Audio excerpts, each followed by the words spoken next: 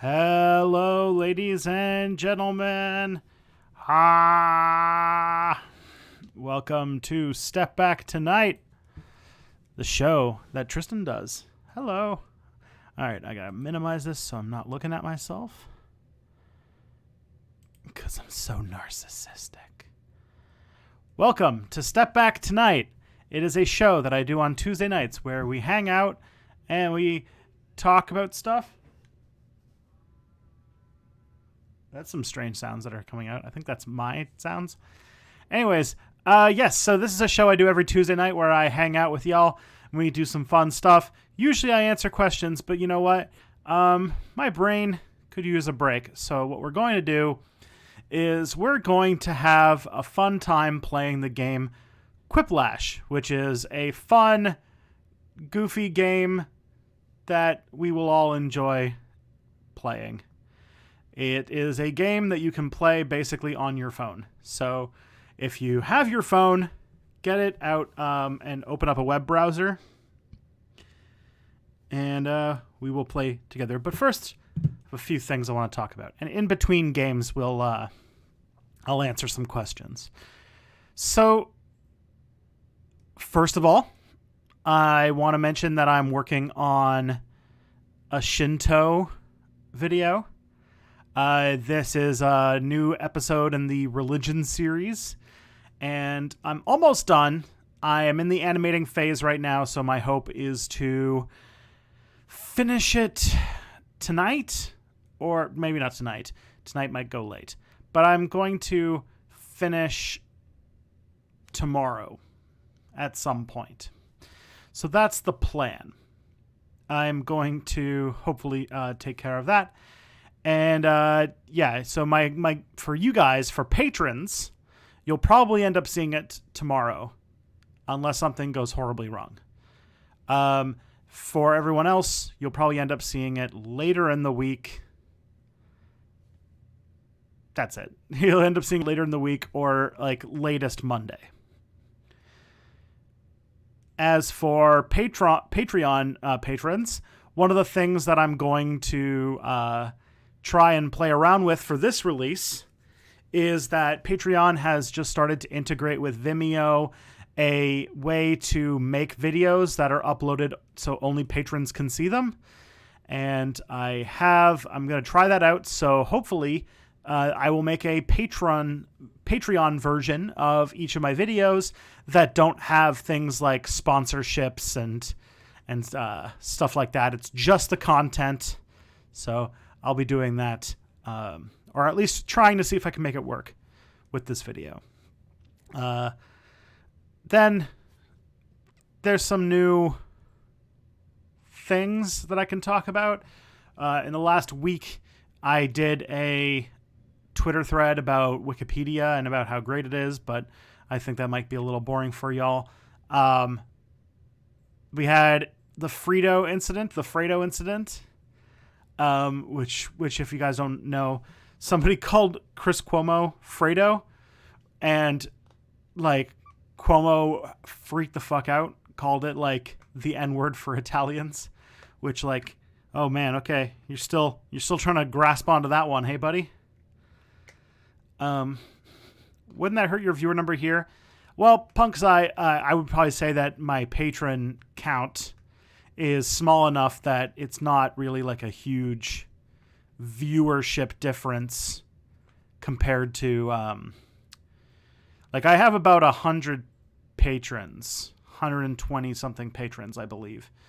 And if all of them watched my video and didn't watch it when it first came out, that is like not a huge amount of views. And I think that patrons deserve the special treatment because they help me put food in my cats and rent paid so that my cats can live in an apartment. Yeah, what else has come up? We have the new recession. I'm trying to think about whether these are topics worth getting into. But yeah, there's like all talks about a new recession that's coming down the pike very soon. I was just reading a book called Post-Capitalism that talked about how many bankers are hoping to get out of work get retired before all this stuff explodes.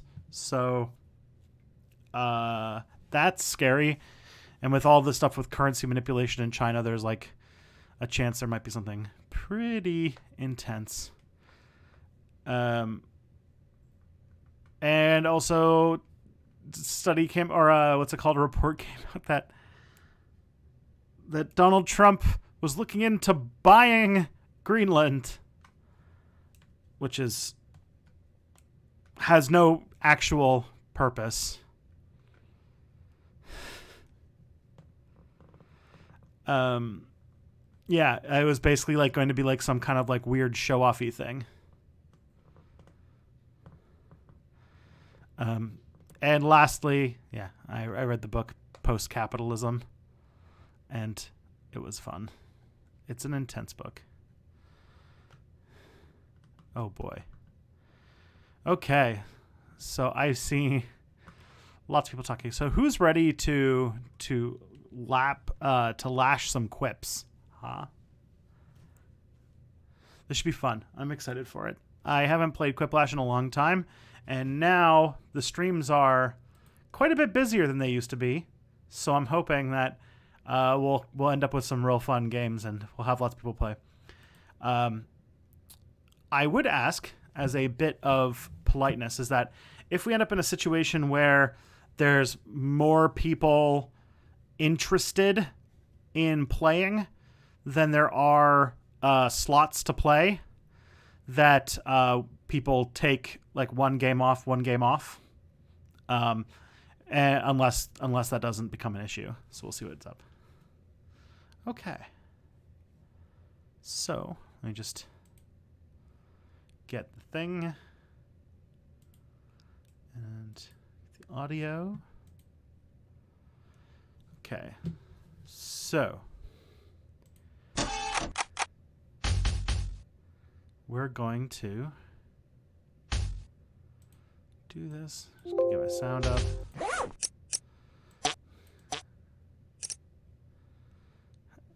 Yeah. Okay. Let's do this.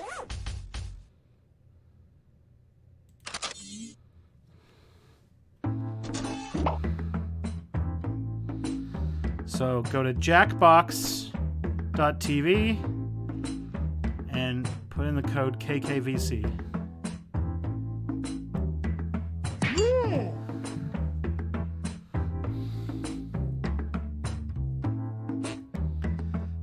Let's do this.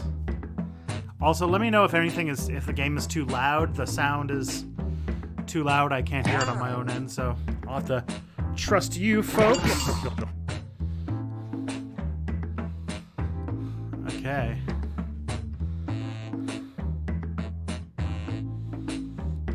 So we need 4 more players. Just hold out.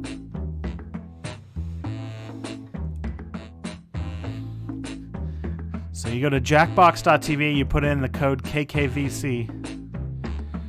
Come on, friends. There's 24 of you. Come on. I know that you just need 4 more.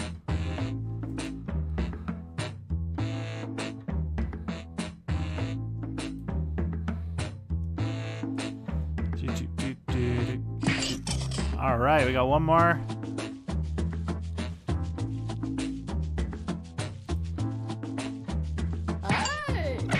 All right, we are full. All right, let's do this. All right.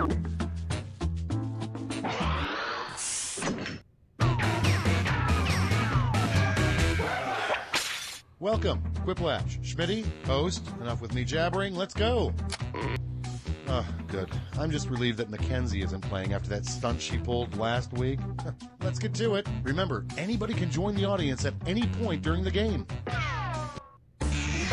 This is round 1. You'll get 2 prompts on your device. Just answer them however you want. Your responses, or quips, will be pitted against someone else's, and everyone will vote on their favorite. You score based on the percentage of players who like your answer. Plus, there are winners' bonuses at stake. Go! Oh boy. Yeah, this is always fun.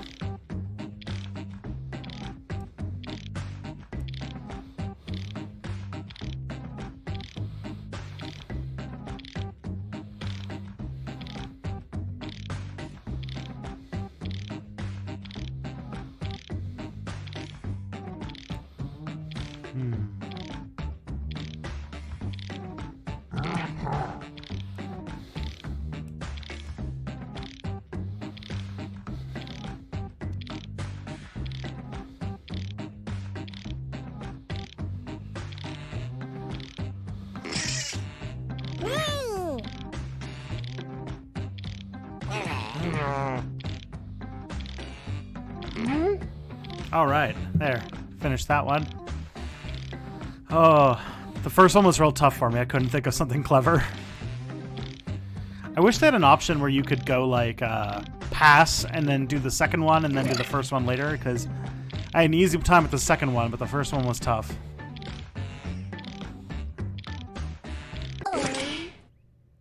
All right, let's do here this. We go. The first prompt is a good name for a restaurant that serves animals with the faces still on them.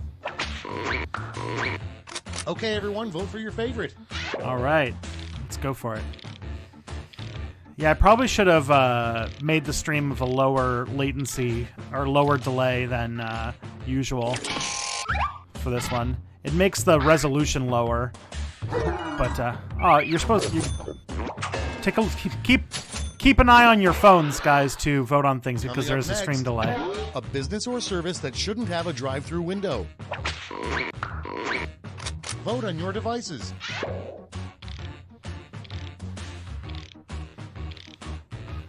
Oh, man.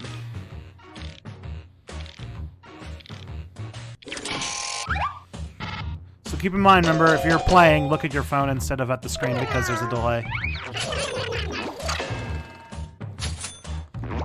All right, so now I can start reading these.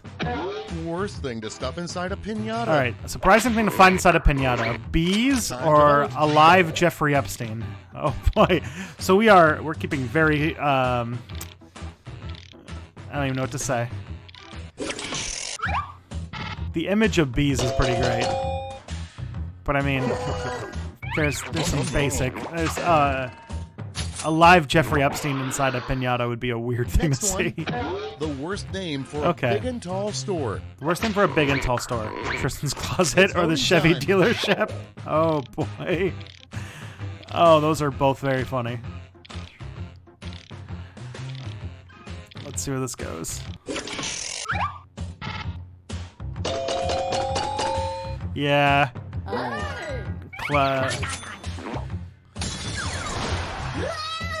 That was a clever one. And next is a tourist attraction in hell. Oh boy, here we go. A tourist attraction in hell. Time The to Pit vote. or Disneyland? Oh man.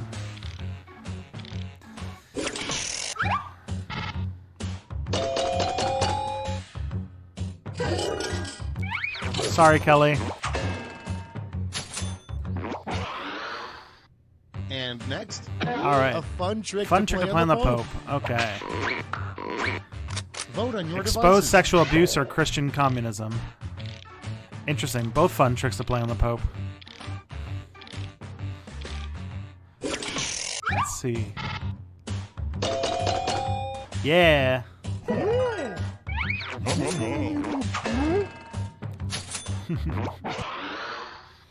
Next in line, all right, so it's another next. use for tampons. Oh no. Time to vote. Oh my, cleaning a paintbrush or tea bag. All right. Let's see where this goes.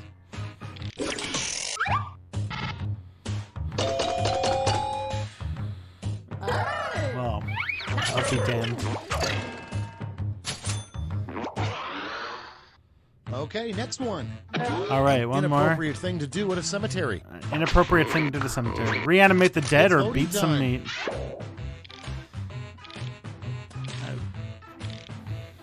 Why not both?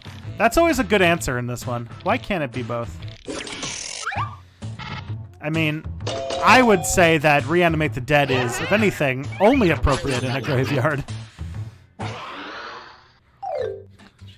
That's round one. Let's take a look at the scores. All right.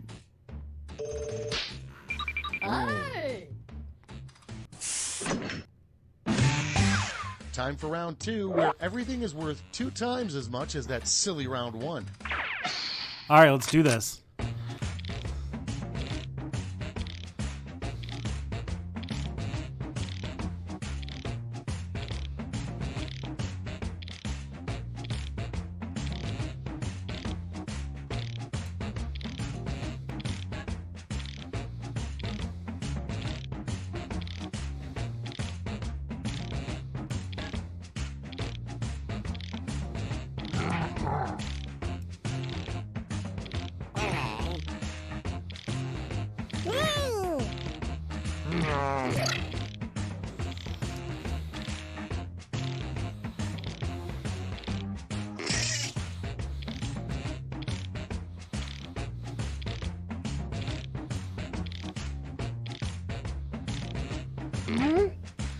I felt uninspired for this one. I'm sorry. Hey, oranges everywhere. Welcome to the stream. If you want to join in this game, it's really easy to do. All you have to do is go to jackbox.tv on your phone and put in the code KKVC.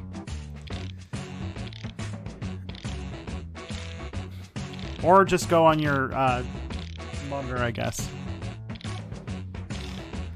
Yeah, this is something I don't do normally. This is just for fun because I feel like I've been burning myself out a little bit on streams, and so this is something to be a nice, relaxing vacation.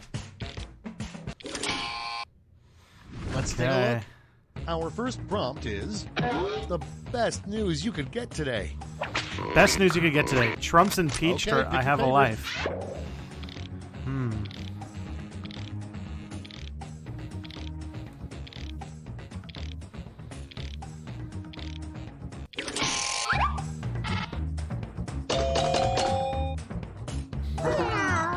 Poor only bro. He'd be so delighted to know that he has a life. Next up, what kittens would say if they could talk? Vote on your devices. What kids could say if they could talk. Feed me or hand over the canned meat, playa. Let's see.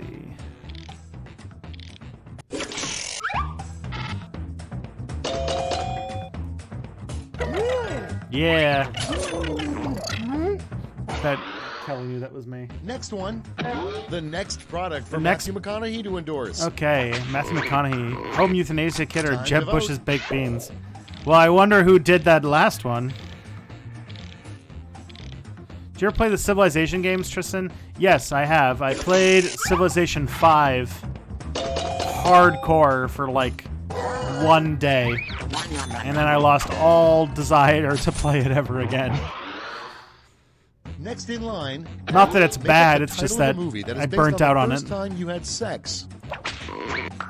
Future days It's or it voting didn't time. happen. Oh no.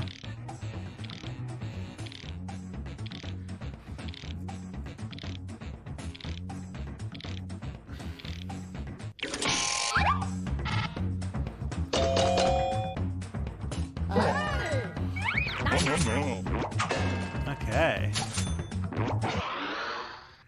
Coming up next, George W. Bush and Dick Cheney's rap duo Oh, name. that's a little outdated.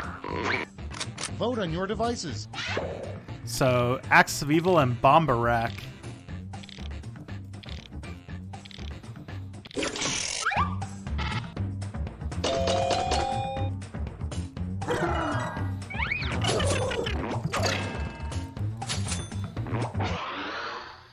And next is another name for the Grand Canyon. Another name for the Grand Canyon. The Donkey Pit or the Big It's Rock voting Dive. time.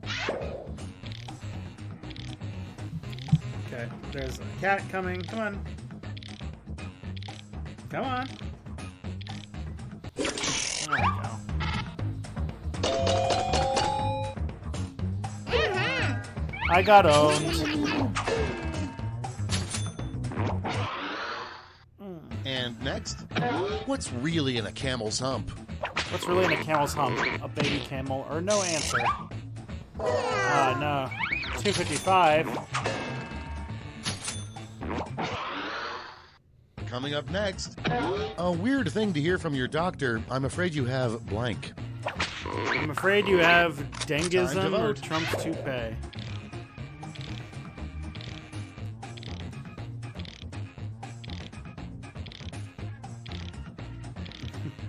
In chat is just going cat.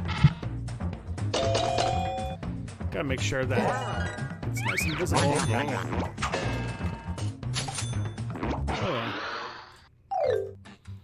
And that's all for round 2. Fire up the scoreboard. Let's see how this goes. Oh, shoot. Kelly's at the top. All right, round 3. And now round 3, the last lash. Point values are tripled, and you'll all be answering the same prompt this time. Your last lash prompt is...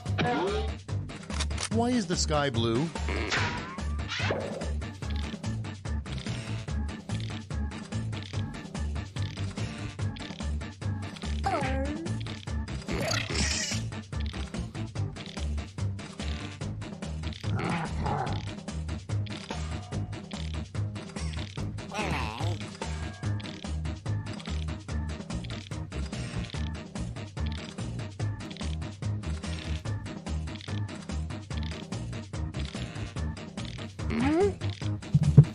Alrighty. Hey, Poops.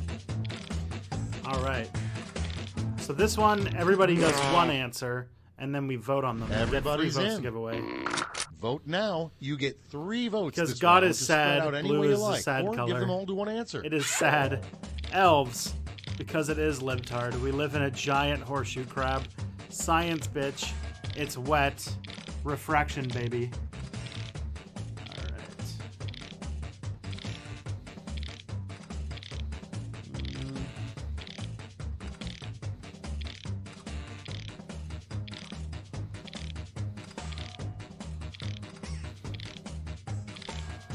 Okay. Phoebe is definitely acting a little strange right now.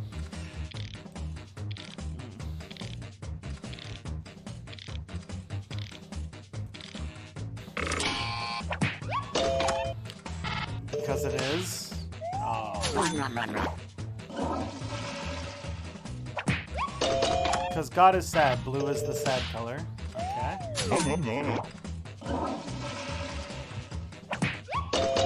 Refraction, baby. Let's see. It is sad. Okay.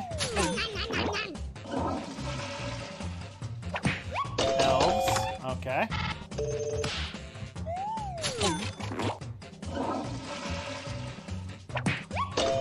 It's wet. Nice. We live inside a giant horseshoe crab. Well, that was me. Yeah.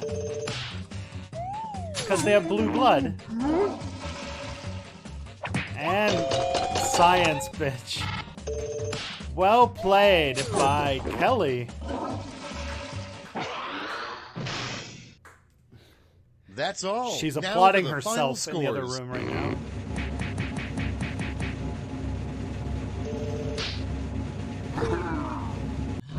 Damn, last place. I got wrecked this time, Boobs.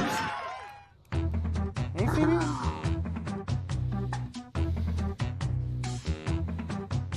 Hey!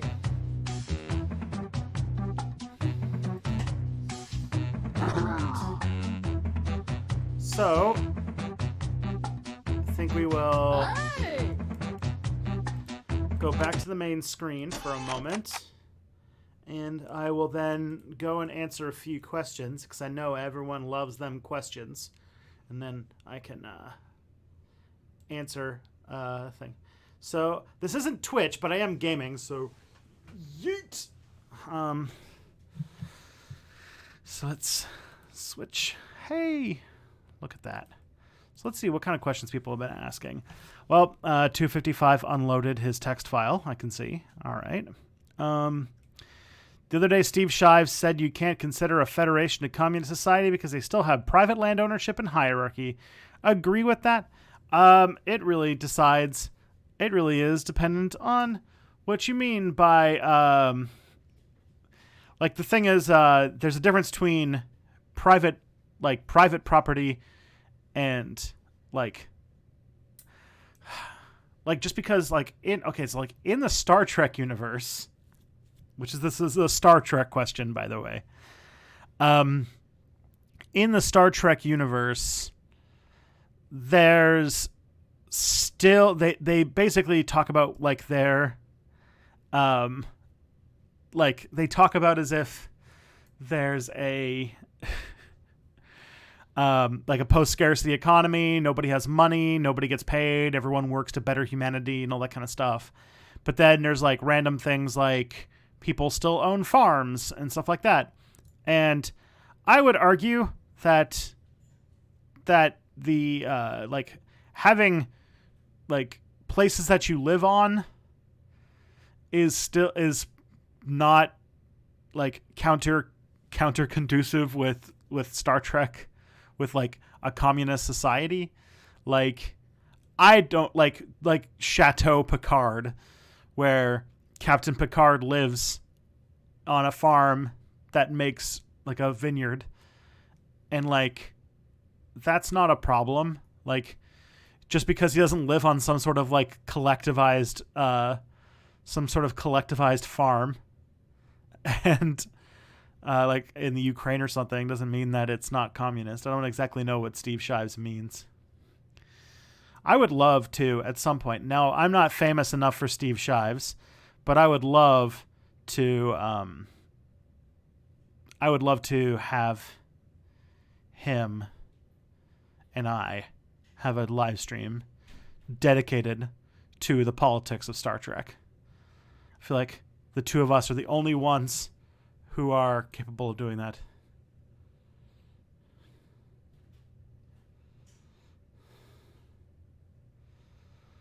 Okay. Because I do think that in Star Trek world, that I think that there would definitely be private property, or not private property in the way that like people would own the means of production and use it to make profit, but people would have farms to make stuff. And I'm sure that even some of that stuff would get pretty famous. Jesus, dude, phrasing.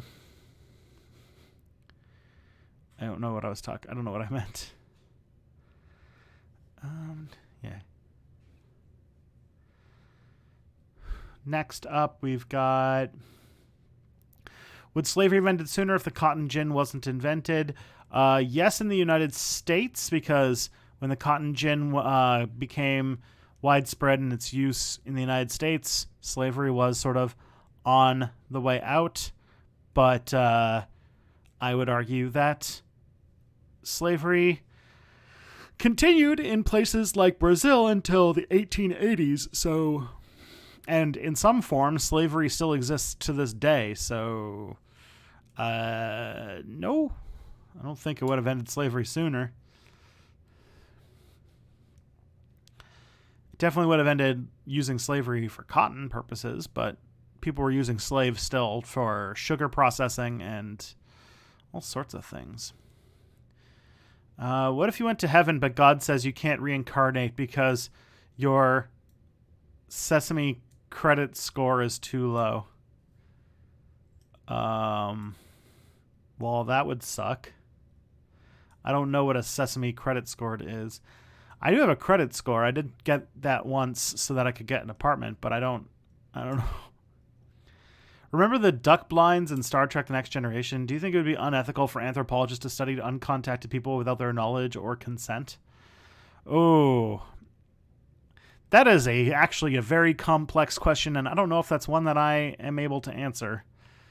But given that in like Star Trek they have like the non-interference principle, it would probably mean that their prime directive probably overwhelms their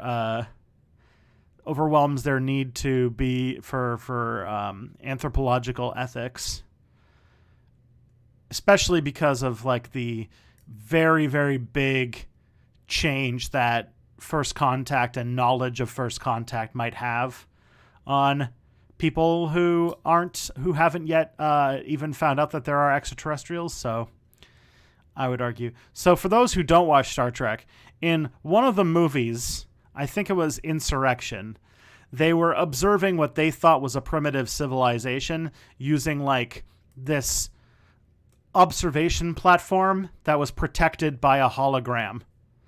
And that was like they used it to watch over the enemies.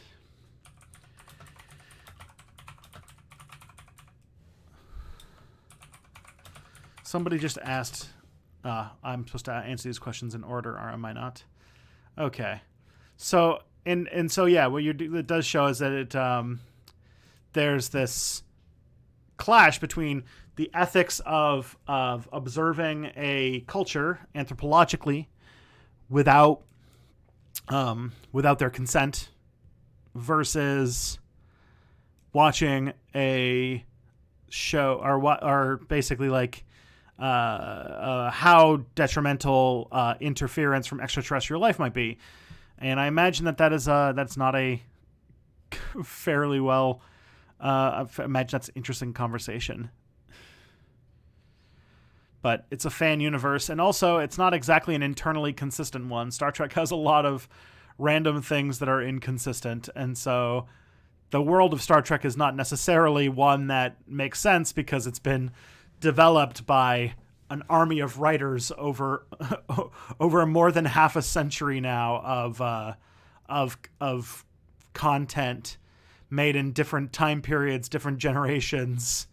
So, yeah, the world is pretty inconsistent, but that's fine. It's actually pretty impressive how consistent it is given how many different writers it's had over the years. How would someone play this if watching on their phone like me? Logan, if you can get on a computer, you might be able to play by if you're streaming on the phone. Otherwise, I don't know, maybe your phone does split screen type stuff. I'm not exactly sure how that stuff works. You said do what's right, not what's legal. That legal podcast I mentioned, Opening Arguments, its usual response is something like, would you want conservatives to do that? Response. Conservatives already do that. That's my response.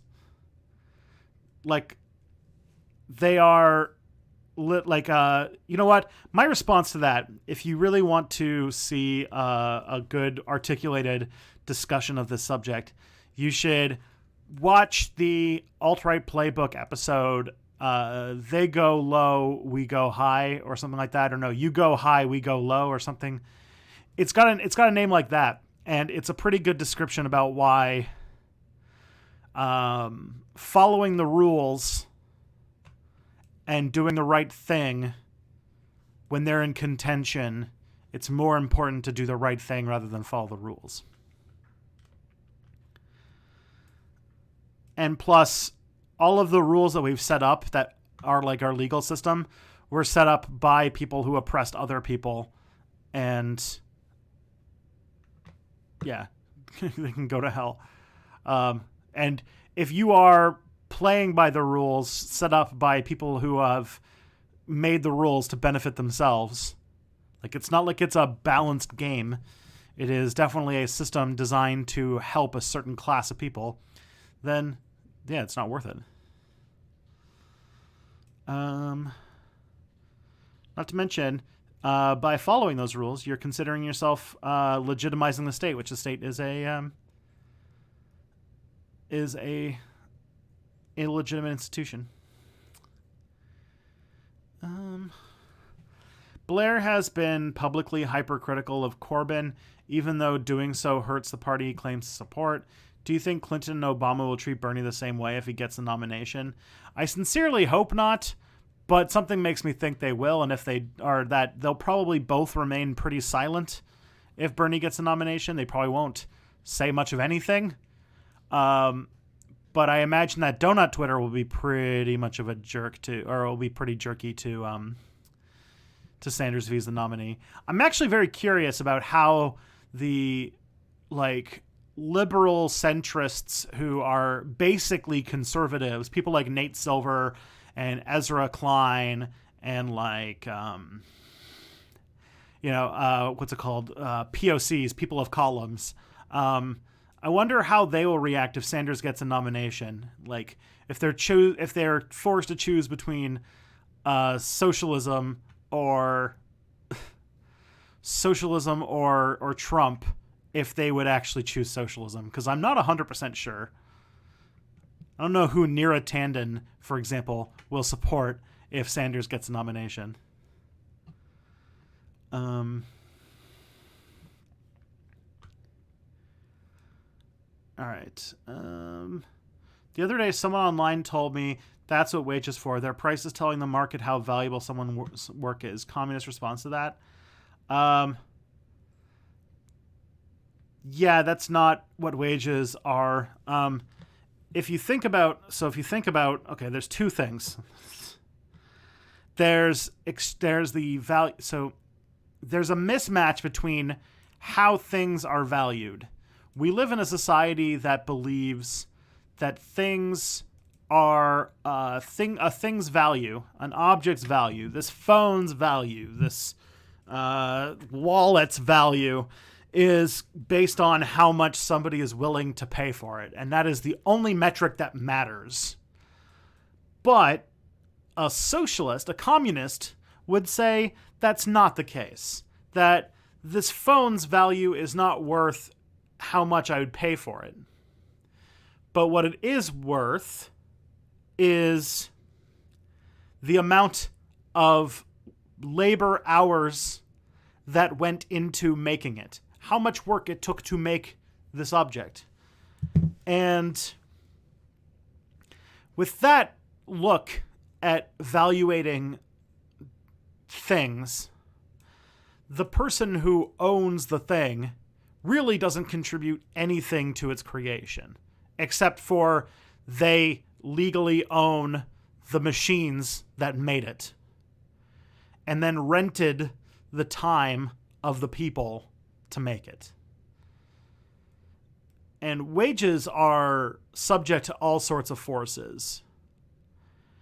But like the discrepancy between how much this item is worth based on the work the people who made it put in and the amount that those people who put in get paid is a pretty large percentage.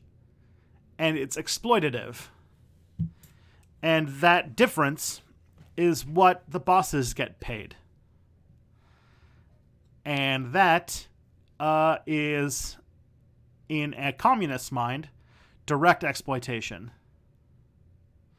Not to mention, the exchange theory of value puts no value on things like having a family, maintaining relationships, taking care of your house, all the kinds of things that make society necessitates it to function. But there's no exchange value for it. It's not in the market, so therefore there's no way to give it value, and therefore in a capitalist economy it's treated completely valueless, which sucks, especially for women who tend to get the undue burden of these kinds of non-market labor. And also, like people who work in those kinds of fields, or people who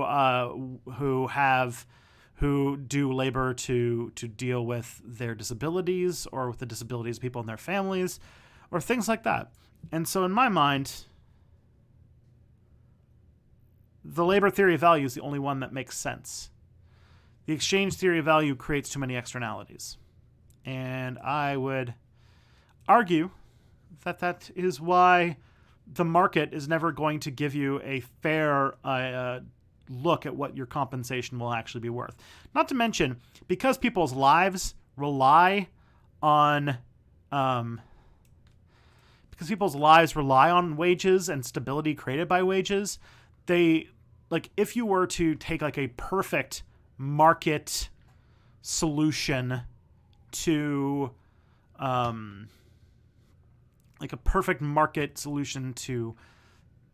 wages, they would change every day based on fluctuations and different things. But it doesn't. And it doesn't change over time. Or if it does change, it doesn't change very much. At least not with as fast as the market goes. So it's never going to be like a fair wage.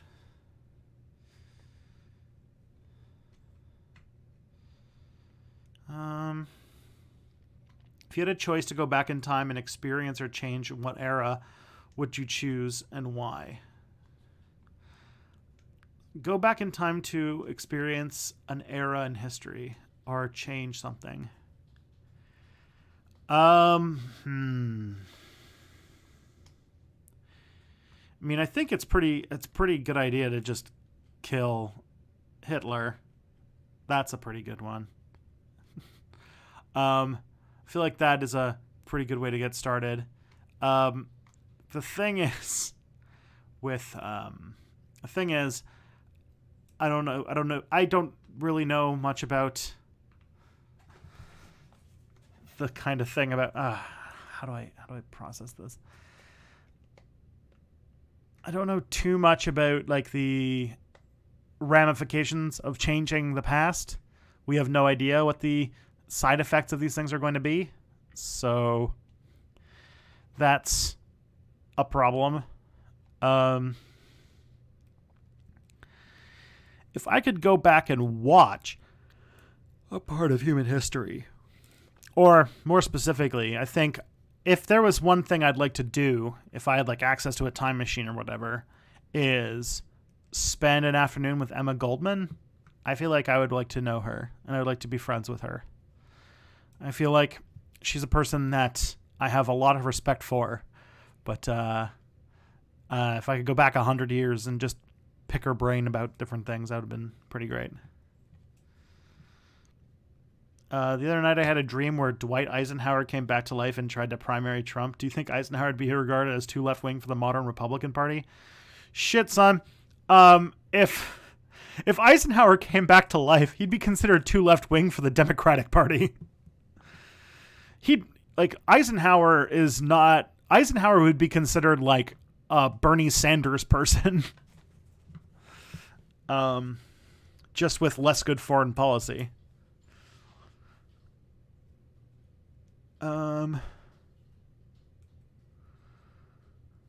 Who is the worst bread tuber? Oh, well, that's a very easy one to answer. It's Step Back History. How is the full-time YouTube thing working out so far? It's doing all right. I'm doing a bunch of freelance contracts to supplement the income that comes from the channel. And I'm getting more into the groove. I'm getting into the groove of running things, but it's still difficult. I hope to stabilize a little bit because at the moment I'm taking on a lot of freelance work. Not a lot of freelance work, but a fair amount of freelance work. And I would love to give Step Back more undivided attention, but it is what it is. It's definitely getting more attention than it was when I was working an office job. That is for sure. And I still get to, and because of the freelance stuff, I get to do some really cool stuff. Like, I'm one of the writers for a channel called The Cold War, which if you're not watching, you would definitely like. And I also recently, I don't know if you guys saw, but I edited the most recent Mexi video, which was a fun project to work on. I got to edit someone else's video. So, yeah. On the Emma Goldman thing, I just want to say, because I want to mention Emma Goldman. When I met with Anita Sarkeesian earlier this year, I met her once in 2017, and then I met her another time this year, and she didn't remember me from 2017, but that's okay. When I met her, I mentioned to her that, the first thing was that I was so happy that when she did her History versus Women series on YouTube, that she covered Emma Goldman, and that Emma Goldman was like my favorite historical figure, and that she talked about Emma Goldman like it was the first episode of the series, and it made me really happy. And we kind of bonded over that. Also bonded over the fact that apparently we both grew up in the same city, which was kind of fun. So she would have she and I went to the same high school, but then she moved to the United States. So I guess she would have been like graduating grade 12 right before I went into grade 9. So that's kind of neat.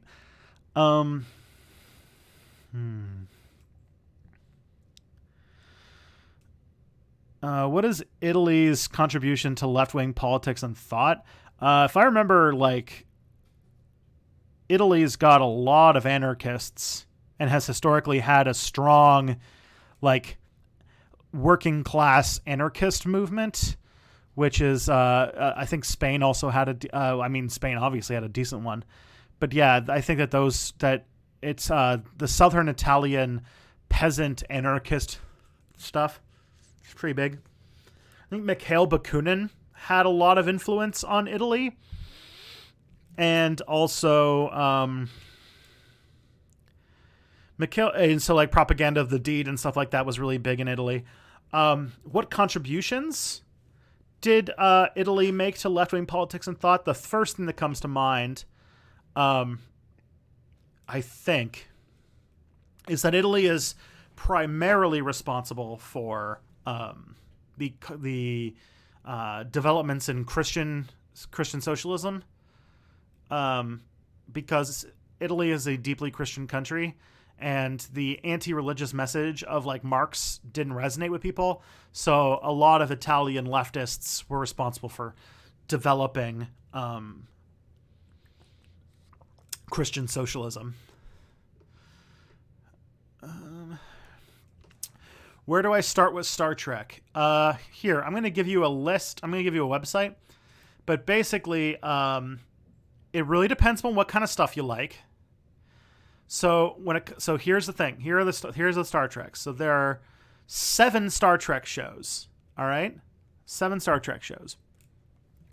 One is the original series, which I would not recommend to anybody as their first Star Trek show, because it is campy, it is very 60s, it is very, it has, some sexist stuff going on. It's not the best one to start on. Then there is the animated series, which I would not recommend to anyone because there's just maybe 3 good episodes in the whole series, and there was only 1 season. Then there's The Next Generation, which I would recommend to most people if you like something that's episodic, if you like high concept science fiction with a lot of cool ideas being expressed in every episode. D Space Nine is one I would recommend if you really like. What would I say? D Space Nine is something that I think that you would really like if you like serialized stuff. If you're more into more modern shows where they're a little bit more serialized, where the characters are a little bit more persistent, the storylines are a little longer, then D Space Nine would probably be for you. Voyager. Voyager is a show that I like. Popular Star Trek consensus these days is that Voyager is bad.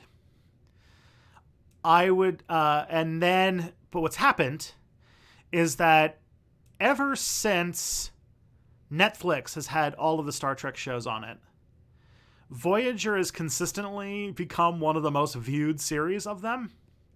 And for people, there's a lot of people who, especially women who are into Star Trek, they really like Voyager.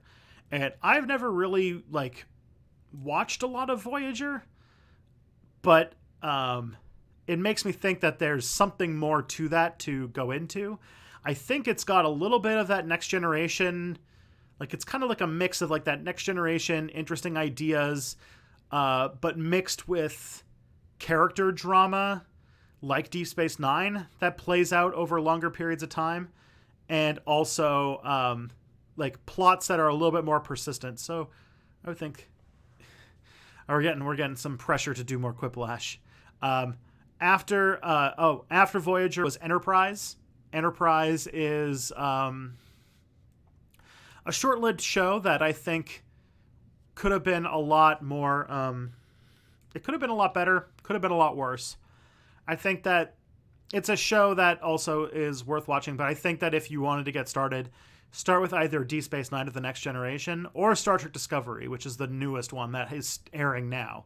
So if you really like modern TV, if you really can't watch something that's dated, then I would watch Discovery. But if you want to watch if you want high concept sci-fi, watch The Next Generation. If you want to watch something a little bit more serialized, watch Deep Space Nine. And I'm going to give you a link to a website. And this is a website where you can go through all of the series of the show, because most of the shows are not serialized. And so there are a lot of episodes that are self-contained stories. And what this has is episode guides for every series that show which episodes are worth watching, so that you don't miss the stories, so that you don't watch the bad episodes, and there are bad episodes. So I would think that that's it. All right, I'm going to get through the first page of questions. So there's only a few more left, and then we'll start Quiplash. So there's 3 more quick ones. How many people do you think are Trump supporters that subscribe to your channel? Saeed, I thought that there was none, but then every single time I make a video where I express a left-wing opinion, I'll get a comment saying, I've been subscribed to you for 2 years, and this is the episode where you showed that you are based against conservatives, and therefore I am unsubscribing. And so that happens. My guess is not many, but there are some funky folk out there. There are people who are right wing who watch my stuff and are like, I don't agree with your political takes, but I agree. I like the stories you tell. They're not super common, but I imagine they're not like also turbo right wing people. There probably some of them voted for Trump.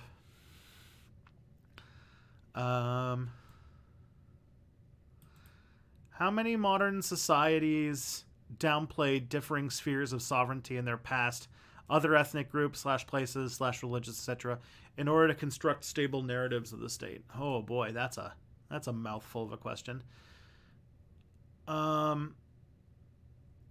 All of them, I think.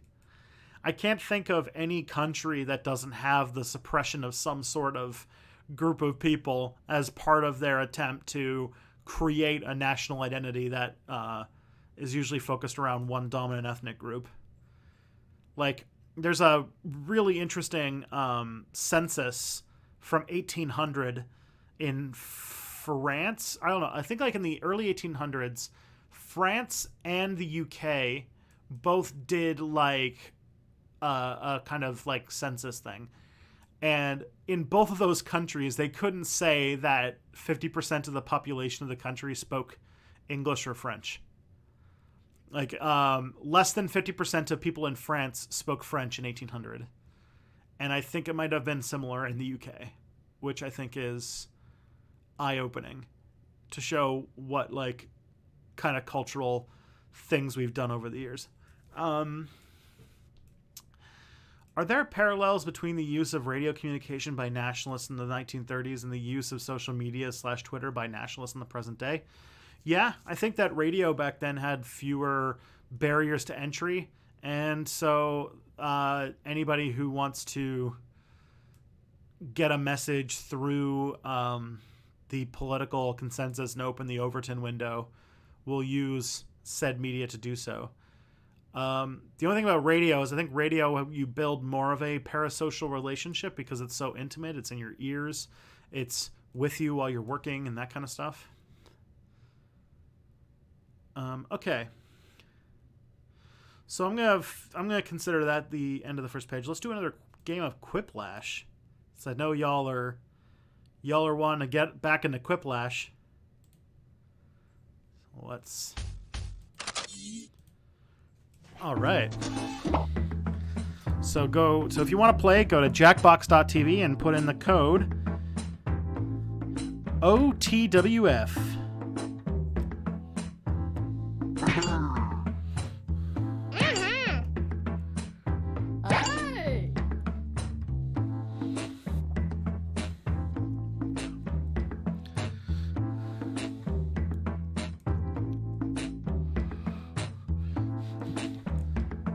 So especially if you didn't play in the last game, you should definitely try to get in here.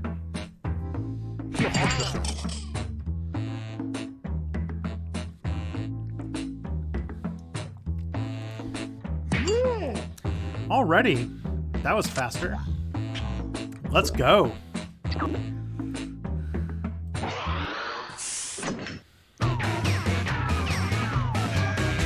There's fewer people in this one, Hello but that's there, okay. I'm Josh Schmitty Schmitzenstein. Yes, that Josh Schmitty Schmitzenstein. Glad to see you guys don't have anything better going on. Let's do this. All right. This is round one.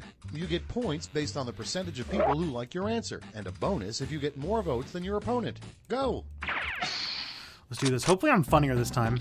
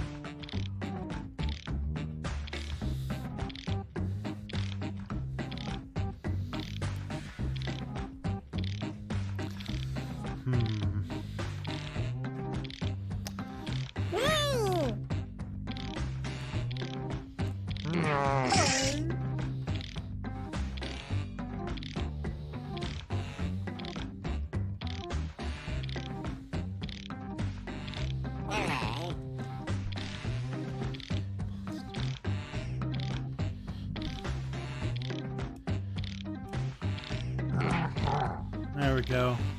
The last one was a doozy. I don't know what it is. I just don't feel funny tonight, which is bad. I've been reading so much. I've been taking a Skillshare course on how to be funny recently, actually. Or how to write better, write more funny stuff. Okay, it's time for some quiplashing. First up, something a talking doll probably should not say when you pull the string. All right. Get ready to die or Okay, voting do time. that Pick your again, favorite. Daddy. Okie dokie.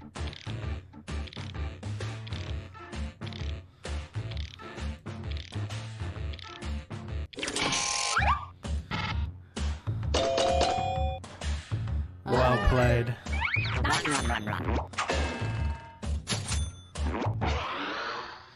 So what's Next one, a bad place to skinny dip. Oh boy. The Lolita Express Vote are on your in devices. leeches. Oh man. I don't know if the person who's did this said this knows this, but I actually have a huge leech phobia. So thanks for that one, Kelly. Thanks for playing on my phobia of leeches. Next in line, what time is it? It's voting time. All right, what time is it? 7:59 p.m. New York time, or time to get a watch? Let's see how this goes. Oh, the dad joke wins. Nice. And next is a lesser-known Knight of the Round Table, Sir Blank. Oh boy. Sir Mix-a-Lot Vote on or your Sir devices. Lesbian?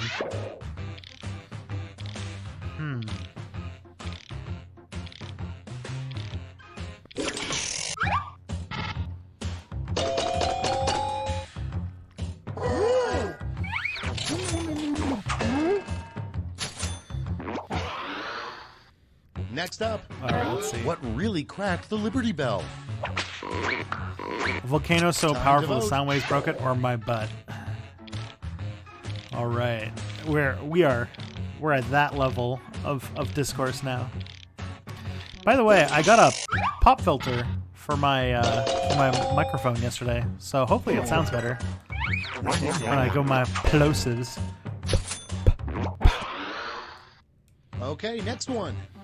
An item not found in Taylor Swift's purse. All right, let's see what this is. A guide on writing good Vote on music your or the devices. antidote?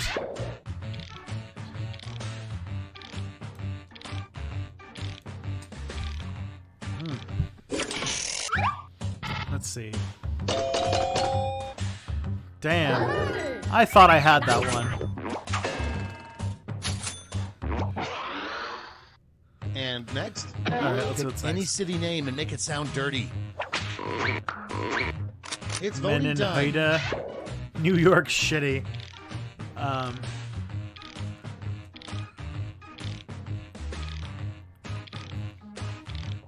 Oh boy.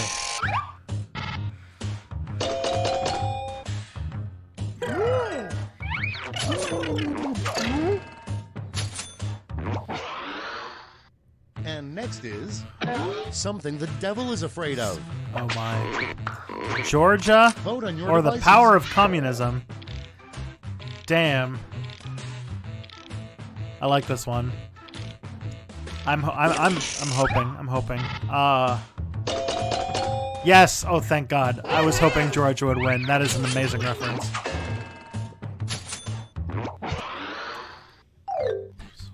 That's all for round one. Here's the Okay, let's see how this scoreboard. goes.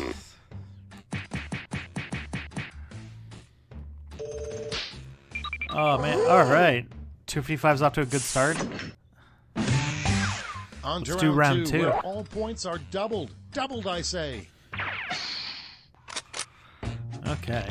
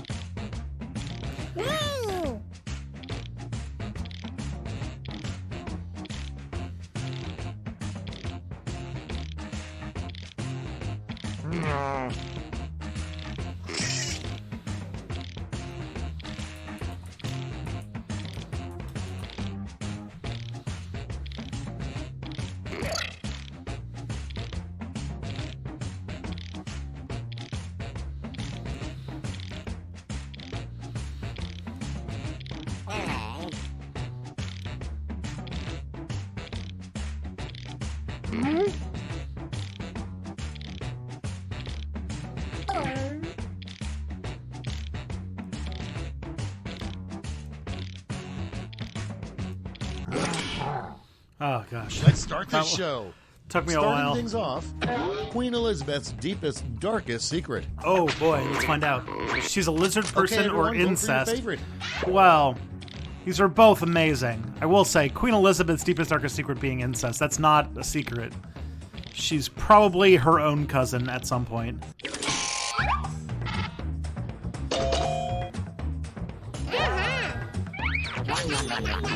Forgot I was supposed to vote.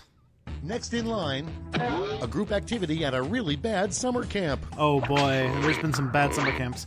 Burying Time to Epstein's vote. evidence or playing with Mr. Epstein. Okay, I think that we're hitting a vein here.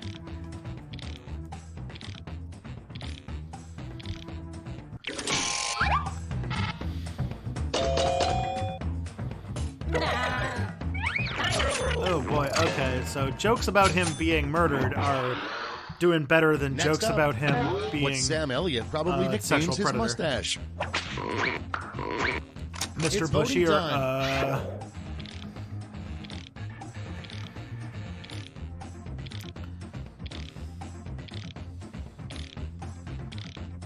Let's do this. Mr. Bushy. Is that what Jeb calls his dad? Oh, guys, he doesn't call him anything anymore. His dad's dead. Coming up next, the celebrity you'd eat first if you were a cannibal, and the side dish you'd eat them with. But... All right, let's see.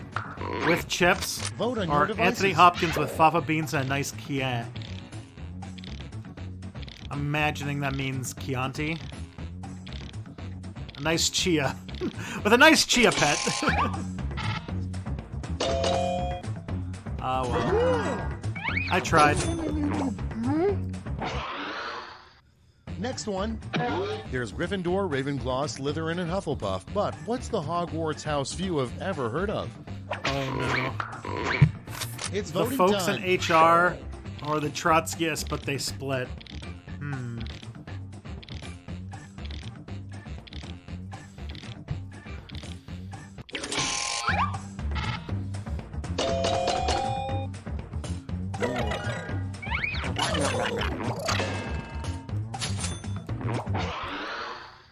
Coming up next, Italy's newest tourist attraction, the blank Tower of Pisa.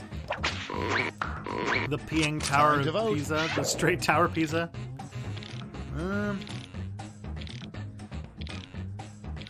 Did they actually fix the Leaning Tower of Pisa? Is that... I don't know. I haven't heard about it in a long time. I thought they were like fixing it there straight out.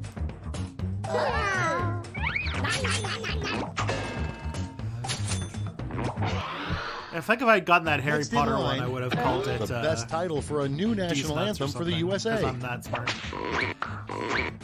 Vote Best on title- your devices. The Internationale, or Home of the Cowardly Fascist Appeasers. Well, I feel like we're hitting a vein on that one, too.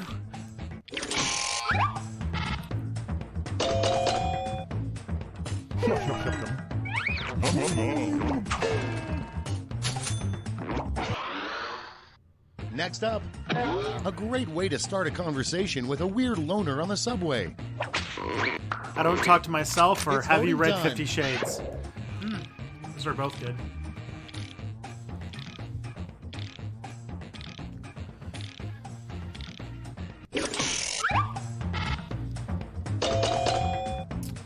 $50-50. Aha. I'll take it. Round 2 is no more. Let's see the damage.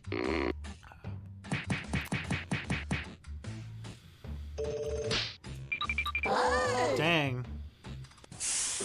Ooh, woo. Welcome to the last All right, let's do the last lash. final round. Stakes are triple. Let's do There's this. just one prompt, and you're all getting it. Our prompt is... Didn't like Italy's like terrible president fate or of the something or snowman Olaf chancellor or in the whatever director's cut resign of like Frozen. today?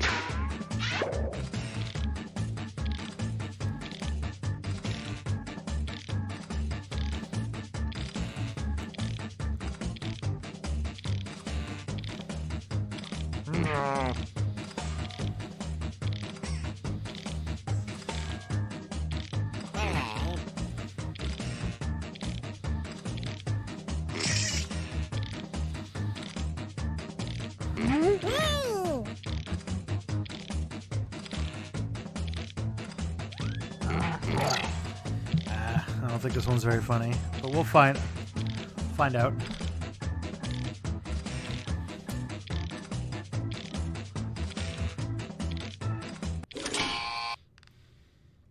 All right, we're ready. Apply your votes. All right.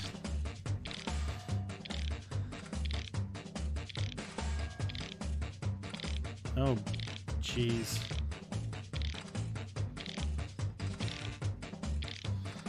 All right. Let's see where this goes.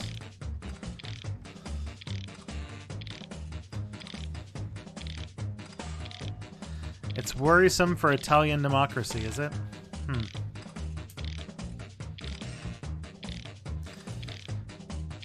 I can imagine. I don't exactly know what the... I'm sure that there's a lot of political shenanigans going on right now in Italy. I just don't know what's going on. I don't have an Italy person.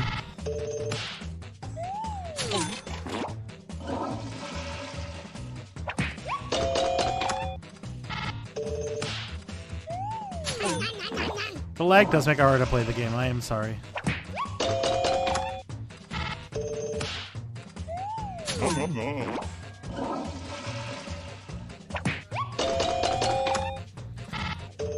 hear you,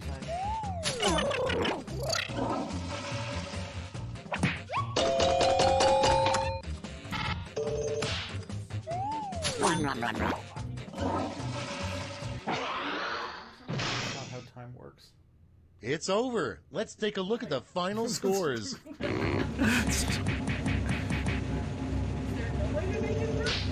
Sorry? Not really. Comrade Jeb is the winner. Congratulations, Comrade Jeb.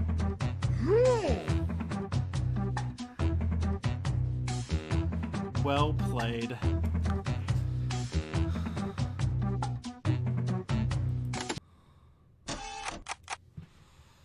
Okay.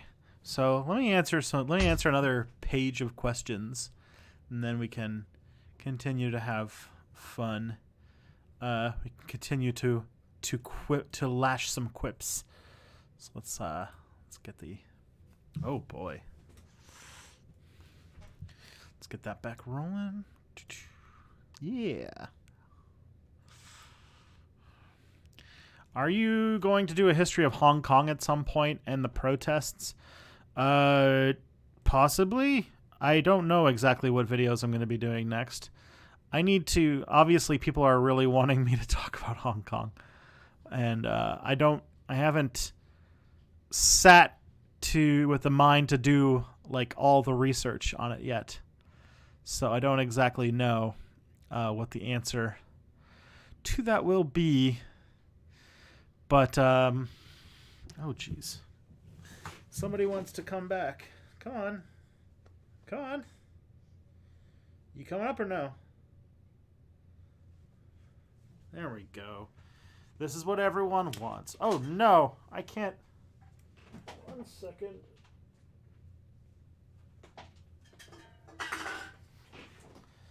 Okay, there we go. Okay. So instead of being on my lap, Phoebe wants to be on the table. She has you can't see it with the way that this thing works, with the way that the shot setup is. But right here, she has a little spot on my desk that she likes to sleep on. And so she's gone over here. So I can pet her, but you can't see her. And I was just talking with Kelly today about how I want to make a camera. I want to take a second camera and just have it showing the cat.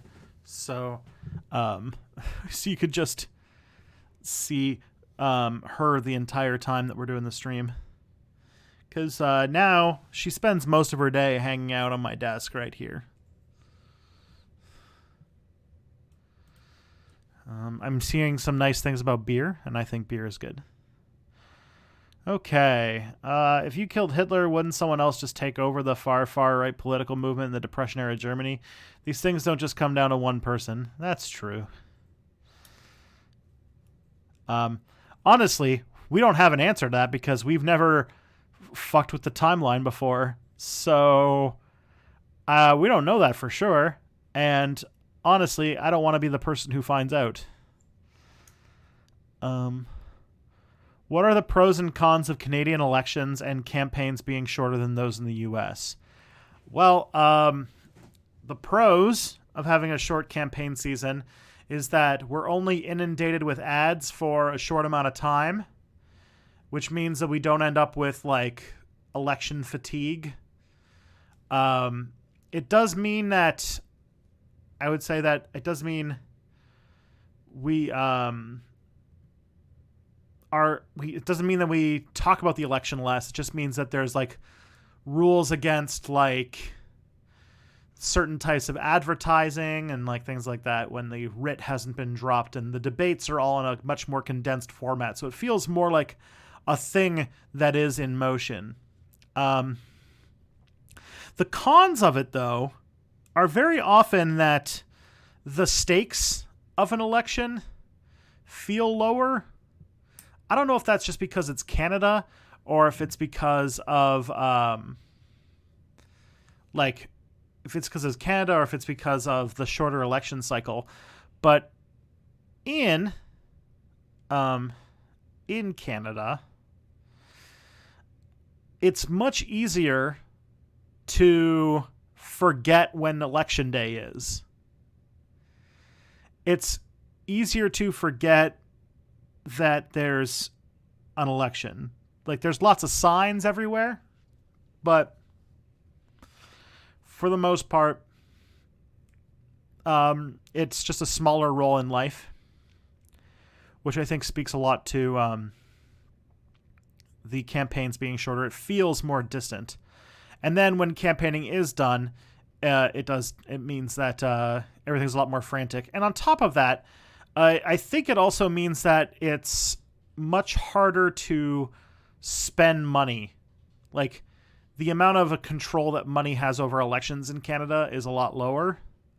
But that's starting to change because people just run ads that are not necessarily campaign ads, but are like issue ads well before the election. I think the first 2019 election ad or election-ish ad was one I saw in January of was literally just a few minutes after New Year's for 2019. And it was a pro-oil ad on the radio, or not on the radio, on TV.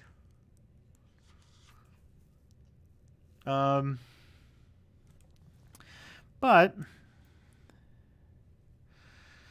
I think the shorter campaigns are a better thing, just for various people's sanity and for the control of money over politics.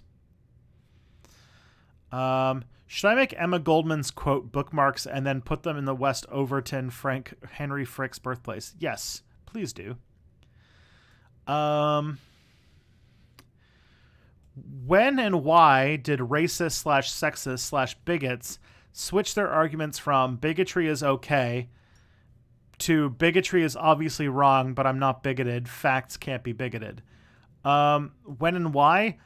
This more or less maps to mid-century. The sort of horrors of racism. Like, racism was already less and less popular, and then the sort of World War II, like the Holocaust and the genocides and like decolonization sort of led to people no longer being so okay with being openly bigoted. And so they had to resort to dog whistles and things like that, at least in public.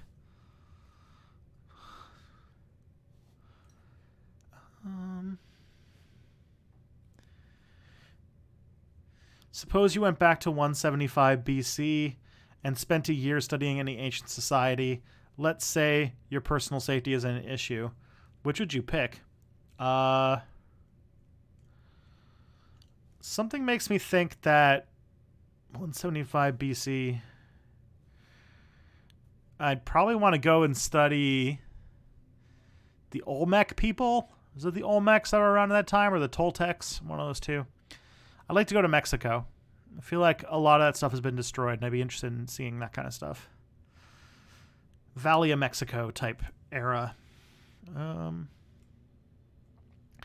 Tristan, do you watch any anime? If so, what are your top 3? I don't watch anime. I liked it fine when I was like a kid. I remembered when I was like a little kid, I liked the Pokemon show. I liked the Digimon show. I liked Dragon Ball Z. I liked Gundam Wing. Those were like the shows that were on YTV when I was a kid. But I got out of it as I got older because the more you find out about anime, the creepier it gets. And then as an adult, I just like had enough friends that were weebish that made me think, all right, maybe I should just give this another chance. Just see what all the fuss is about. So I started to check out what were considered the best animes anyway, the ones that I had heard of. And I started watching Attack on Titan, which was fine for a bit, but then I found that Attack on Titan's gimmick of the pneumatic-powered harpoon razor fights were like it had like this happens in anime a lot where like the show has some sort of gimmick and they seem to be under the impression that if you do not have this all the time in every episode that people are not going to watch it. And I remembered that there was a part of Attack on Titan when they were going to they were dealing with a Titan, but they were like out in the middle of a field. And I remember thinking, oh, this is going to be interesting because like, how do they deal with a Titan when there's no like buildings for them to harpoon and jump around on? I thought this might be some good television. This might be really cool. And then they're like, actually, let's go to that giant redwood forest that just pops up out of the plains for no reason over there. And I was like, oh, geez. Well, that sucks. And I kind of just was like, this is a dumb idea. I'm going to stop watching.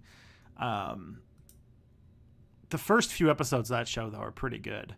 I tried watching Death Note for a while. Death Note was really interesting. I thought it was a pretty good show until they started getting the second Kira, who happened to be this kind of sexist, sycophantic fan of the main character. And I thought that was kind of like, ugh. I thought that was kind of lame. I thought that they could have done a lot of interesting things with that show without them feeling bored and needing to add in another character. But whatever. And I have, like, I like some of the movies. I like the movie Akira. I think Akira is a good movie. I think Ghost in the Shell is a pretty good movie. And I have my friend, Shannon Strucci, who you might know from the Strucci Movies channel, has recommended that I check out a show called One Piece, which I have downloaded. I just haven't watched it yet. Those are basically where I'm at when it comes to anime. It's not my favorite thing in the world, but no, we just watched one over the weekend. We watched Spirited Away. That was a good movie. But I've heard some people don't consider it anime. It seemed pretty Japanese though. So that's where I'm at.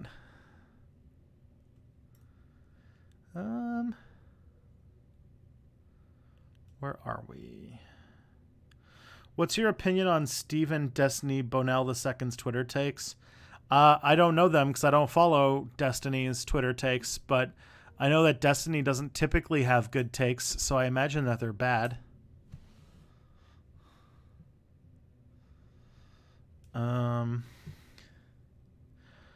Rewatching Star Trek, does it bother you that this supposedly hyper-woke future, everything is still really heteronormative?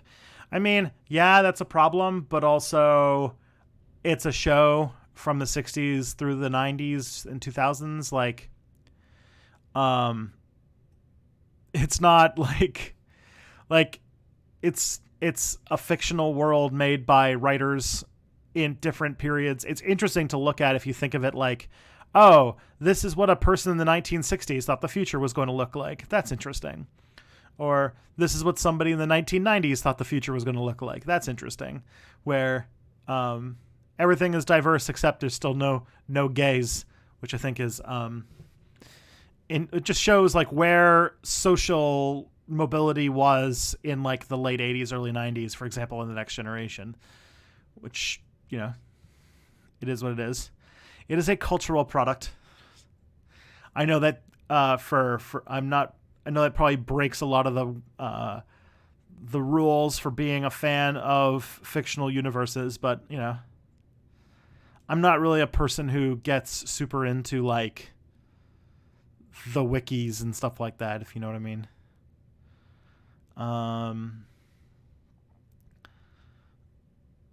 Suppose no Galians. Oh, Jennifer Love Screwitt. There is the most problematic episode of The Next Generation that in retrospect is fucking awful. It is an episode of The Next Generation in which they encounter an alien race that has 3 genders. No, wait. It's a species that has no gender. So it's a species that just doesn't have any gender. And through the episode, Commander Riker seduces or woos one of them into becoming feminine and becoming a woman. And it is one of the saddest things that show that, man, for a show that was like 90s woke, it definitely wasn't today woke.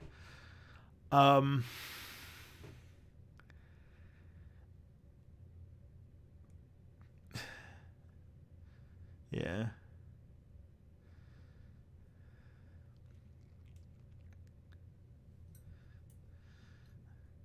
Okay.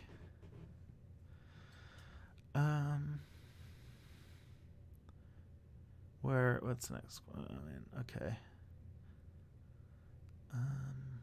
Oh, yeah, here we are.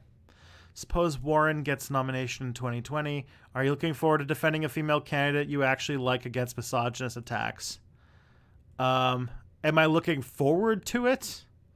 I mean, I don't like getting in fights on Twitter or anything like that. I know it's a thing that would have to happen in such a situation because people are dumb, but yeah, I mean, I thought that it was a cheap jab when the Clinton shills were doing it, and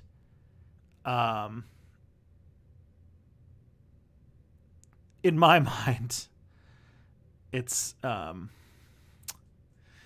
my mind, the right are going to criticize, or the right are definitely going to be more sexist, and it's not going to be fun. And I don't think it's anything I'm looking forward to, that's for sure. Unless you're thinking of it in like a kind of ironic sense, which I totally get. I heard a lot of trans people really enjoy that episode for totally unintentional reasons. That's funny. That's interesting. It's kind of like how a lot of people who are on the LGBTQ plus, in that collection of categories, that a lot of them have found like that they identify with like monsters and monster movies, and that like there's this really interesting queer reading of what was that movie that was that gosh, what the hell is that guy's name? He's the Mexican director who makes amazing monsters. And he was going to direct The Hobbit, but then he backed out at the last second. Oh, God. I'm going to, like, hate myself for forgetting his name. But he made a movie, I think, called The Shape of Water. And there's, like, a lot of, like, LGBTQ plus people who really, really loved it. Guillermo del Toro. Yeah, that's it. All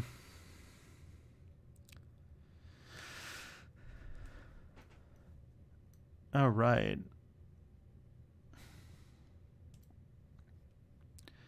Let's see.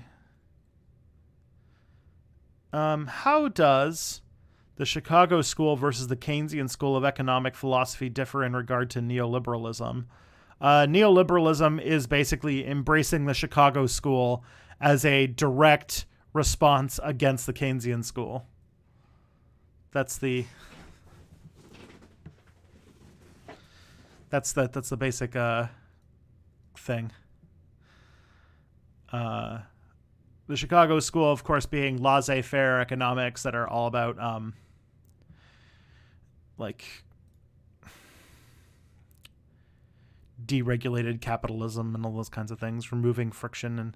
And I mean, it's a discussion I'm sure everyone's very familiar with at this point.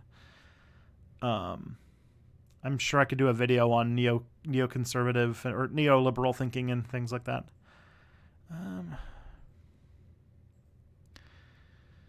Should we have a linguistic/cultural revival of old languages and customs in Europe? Sure.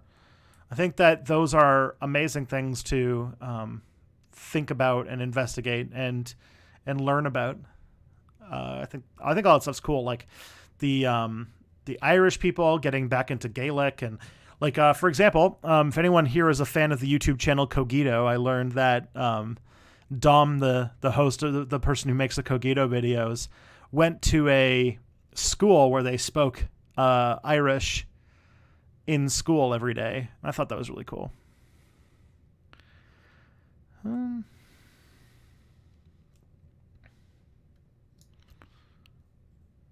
Okay.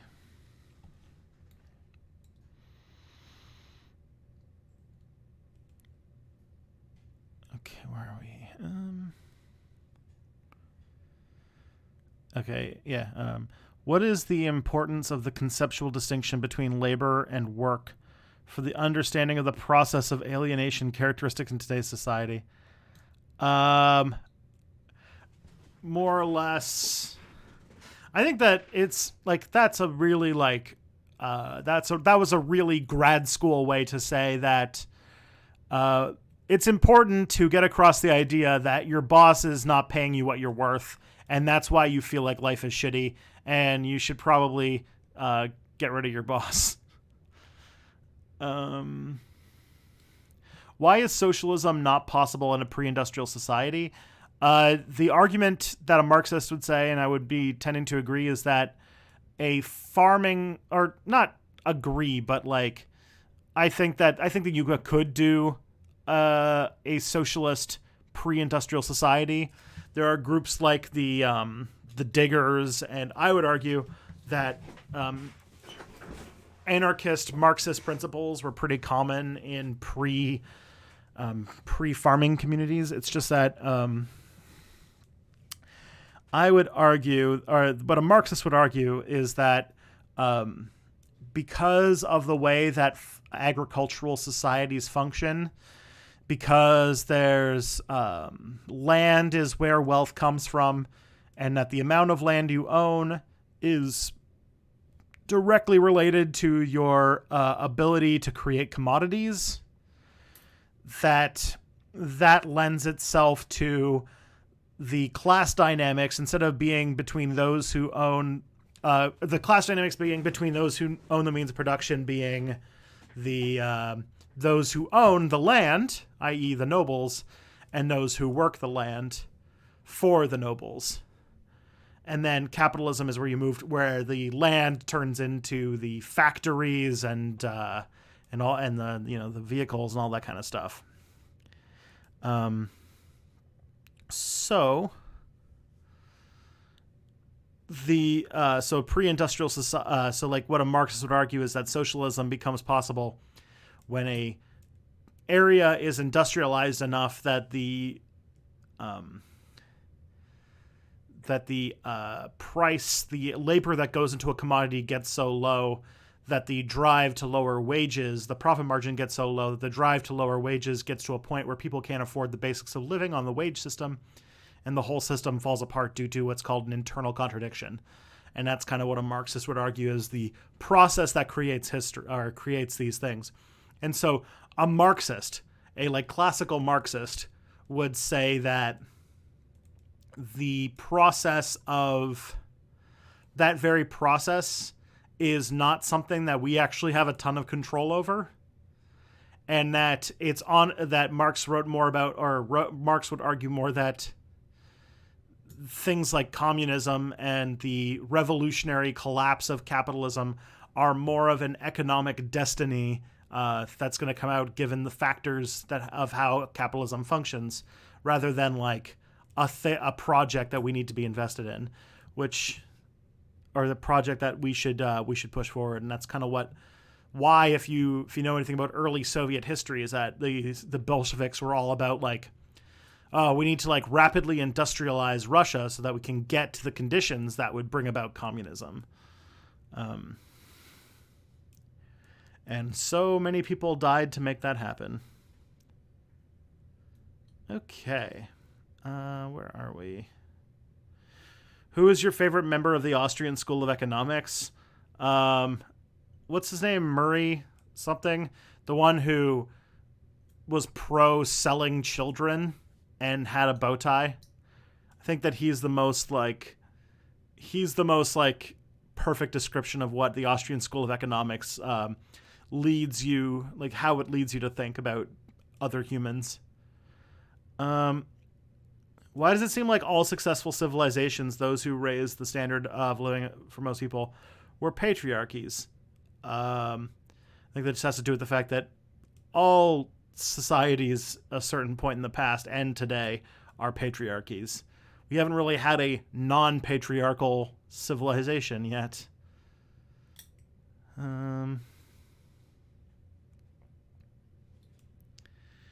How would you describe a gift economy, and how would you describe a gift economy to an American liberal? So, a gift economy is an economy that is based on the social relations of pre-capitalist societies, especially before the advent of money. So, like, a lot of people think that money developed as a way to be a common item of exchange for trade, and that people before that were bartering to give goods to each other.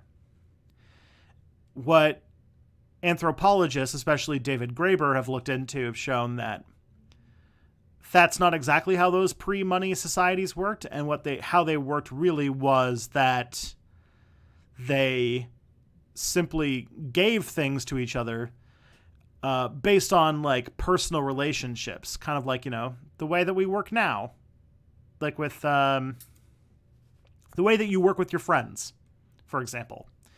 Don't worry, I got you. You can get me next time. But imagine that for like a village. And so you knew that, you made shoes for people who wanted them, so that when it came time to get food, those people would give you food. And that kind of informal I owe you and you owe me, which eventually turns into a network of everybody owes everyone, that's more of the pre-money system. And I would say to a liberal that is a system that was much more egalitarian and worked out way better for people than currency. And that we can move ourselves closer to a future where we can move ourselves closer to a future where we can use digital tools to manage an economy that doesn't have to worry about about things like currency, and that would be a better way for us to make sure that everyone gets the things that they need. And also on top of that, humans are predisposed to like gifts. Gifts are a sign of showing acknowledgement and consideration for another person. It's a much more human way for us to do economic transactions. And so I think that it leads to a better society. C.R. Smith, thank you very much for the $6.66 super chat. Much appreciated. I appreciate up the irons. Benito Mussolini, the Enlightenment was the greatest step back for humanity, paraphrased. Oh, Benito Mussolini said that the Enlightenment was the greatest step back for humanity. What is your response? A fascist would say that, wouldn't they? Because fascists tend to come from the philosophical... they originate in the Romantic movement, which was basically a backlash against the Enlightenment. That was about, like, love of country and people and emotion are more important than things like cold, hard science and facts and logic and reason, like the Enlightenment people were about.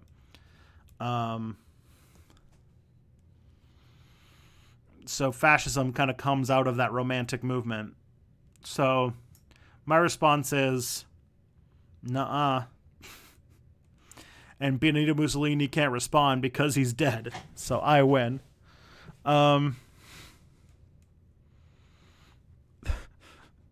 Such a dumb way to answer that. I'm sorry. I think that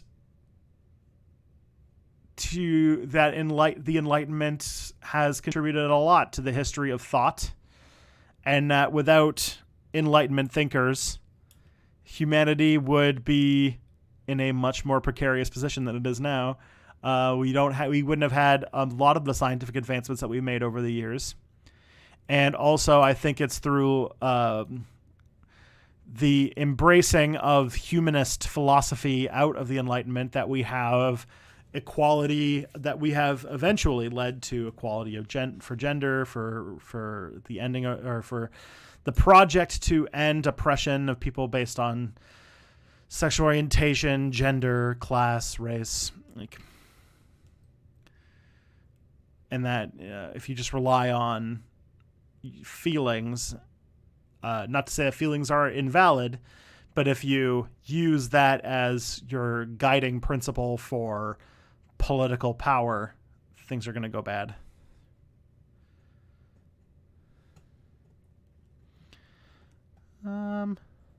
All right, so that's the end of page 2. So I think we can play another round of Quiplash.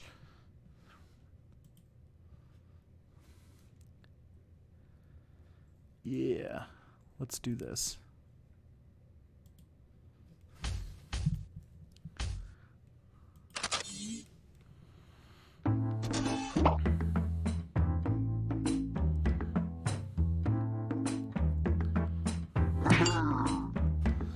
So we're going to play another round of Quiplash. And it's going to be fun. So you go to jackbox.tv and write in the code FSDS.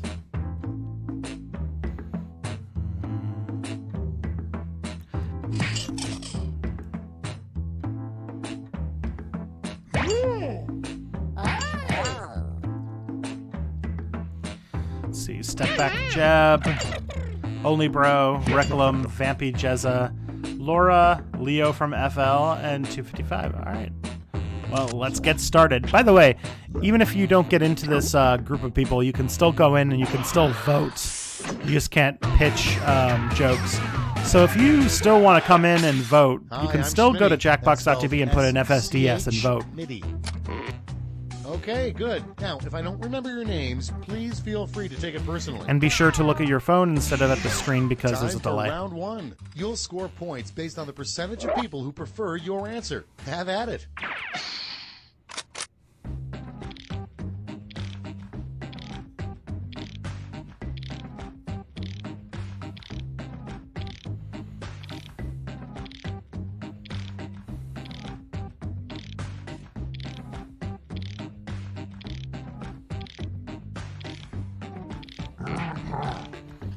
Already.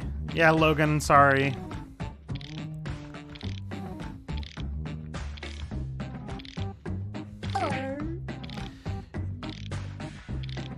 Does it just say, if you go to jackbox.tv and put in FSDS, does it just say room full? You can't, doesn't even spectate, there's no spectator thing? I could have sworn that was a thing you could do.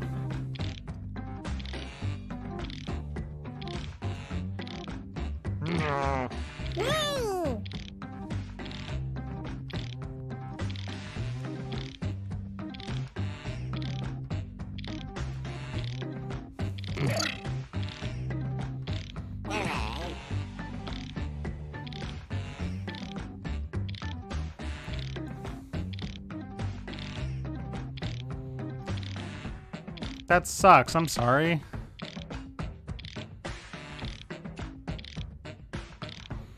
I thought there was. I've seen it in the past. We've done it before, where you can. The people who aren't playing, they can just vote. All right, a foot or a capitalist. Oh boy, we're off to the races. Yeah, 0/. There is a mode like that. There was like that. I don't know what's going on. I don't know if they got rid of it or something. Yeah.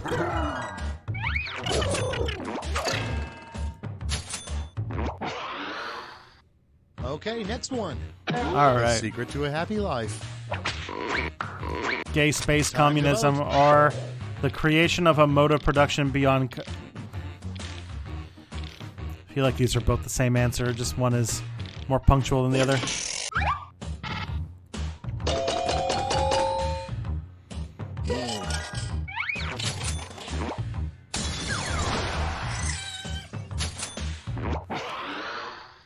And next is the most embarrassing name for a dog. Oh, here we go.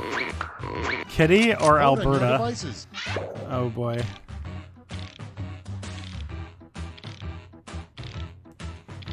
I'm really sorry about there not being a spectator mode. That's weird.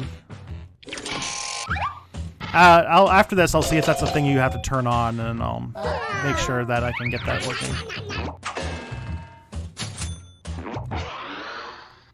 And next, after the Heimlich maneuver, the second best way to stop someone from choking.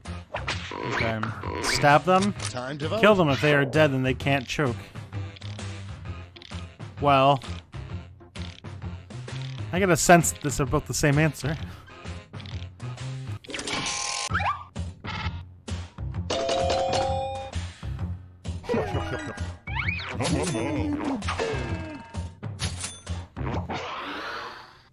Okay, next one. I'll check. Good use for toenail clippings. Oh boy. Sprinkles or It's toothpicks? voting time. Oh boy. This will be fun.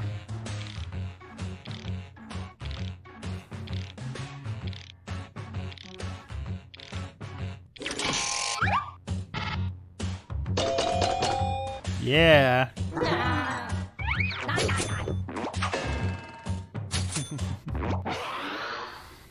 Next one. Helpful advice you would give to Super Mario. Find a woman who isn't on playing your hard to devices. get or don't eat pizza.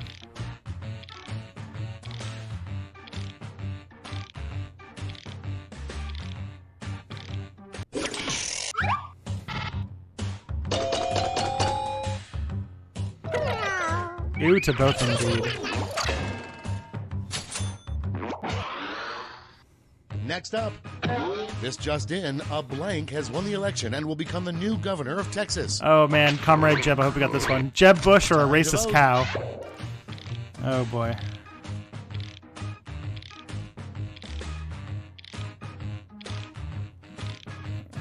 A racist cow might actually become the mayor or the governor of Texas. Oh boy. Always trying to do the thing that his brother did after he did and not Next in line. succeeding. Sorry, Come up bud. with a really bad TV show that starts with baby. Vote on Baby your grew up to be devices. Jeff Epstein's body double, or Baby is not alive. Oh boy. Jeb.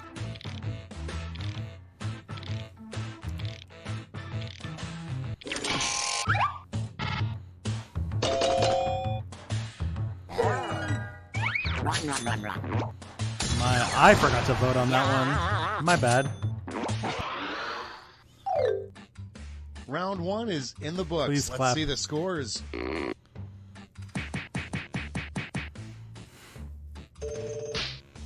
What is Jeb Bush doing these days? Hey, I'm in number one. Lucky me. Now round two, where all points and bonuses are doubled. The drama. Okay.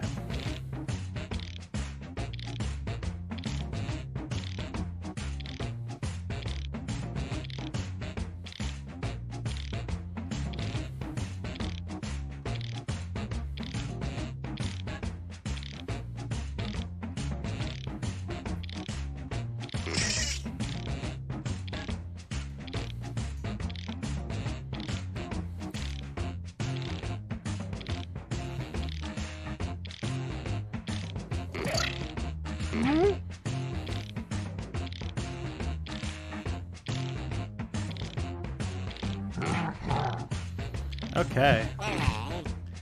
Should probably I keep trying to put my phone down, but I realize I'm supposed to keep it on me.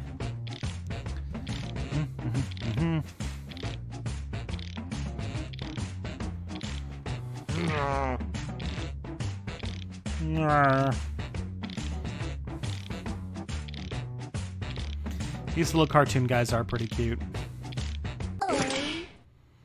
Oh man, Okay, here we go. Our first prompt is a dangerous thing to do while driving. All right, let's see. Ghost ride the whip or clap okay, for everyone, Jeb? vote for your favorite. Let's see.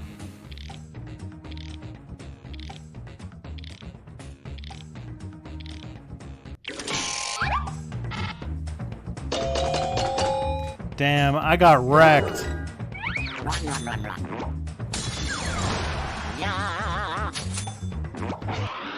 Oh, damn. And next is a polite way to say booger. It's Oh, voting time. nose cum or nose gold? Oh my goodness. That's intense.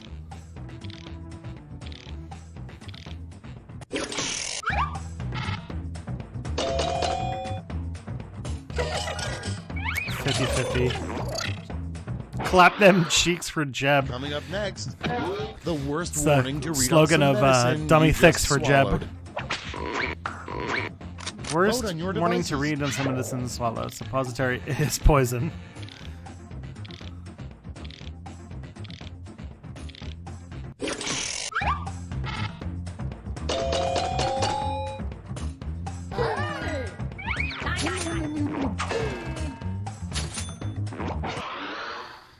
Okay, next one. A movie that could use some nudity. A movie that could use some movie. All right. The Land Before Time, 2345, and Trump in the Florida bush. Okay.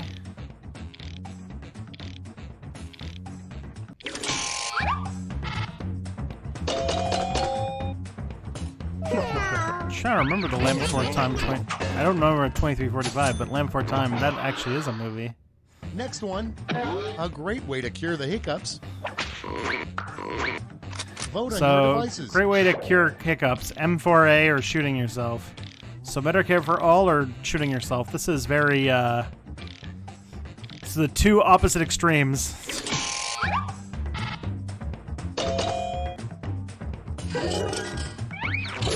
No. And next, a great gag gift would be an exploding blank. It's Eyeball or life insurance policy.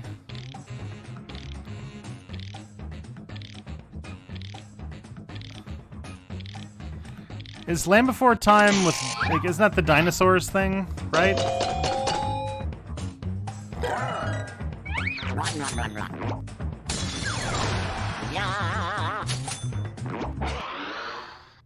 Next in line. I thought Medicare for all is M4A. Operation. Time to vote. Name for Hope and Change. Gross for me to watch, but still good for some. Aw, how kind.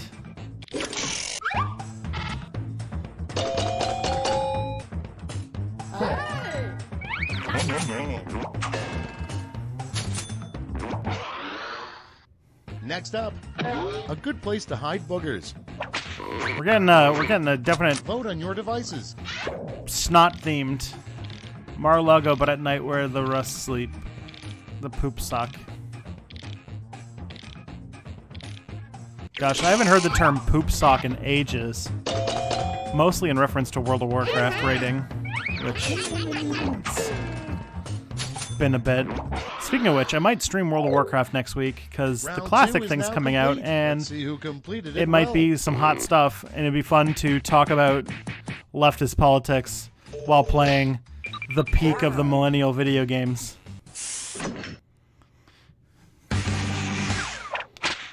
This is round 3, the last lash. Oh Points boy, are here we triple, go. And everyone gets the same one single prompt this time.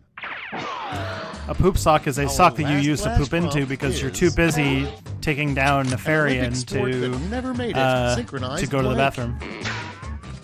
All right, an Olympic sport that never made it. Synchronized blank.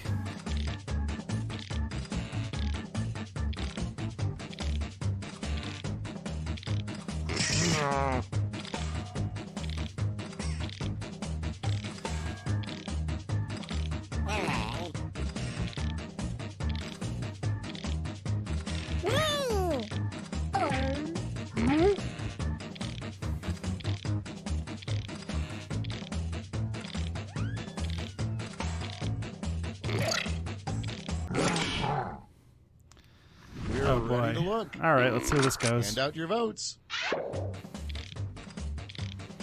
So 1989, Beijing, okay, lowering the debt ceiling, shitting, wanking, Epstein assassination, periods, communist revolution, fascist beating.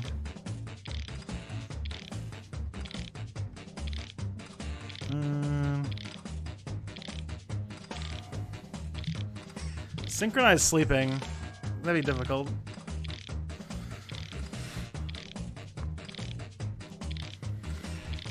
Synchronized shooting does sound like it could be a real sport. It'd be like if you took like the gun kata from like John Wick movies and turned it into a sport. Synchronized shitting. Sorry, Jeb.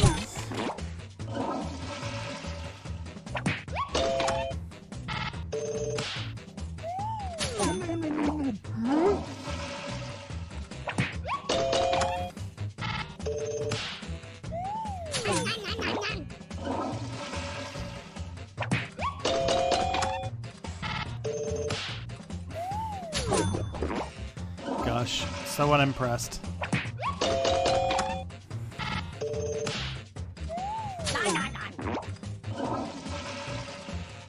Why does the top left one say all I see is redacted by the People's Republic of China? Oh, jeez, C.R. Smith. Oh, no.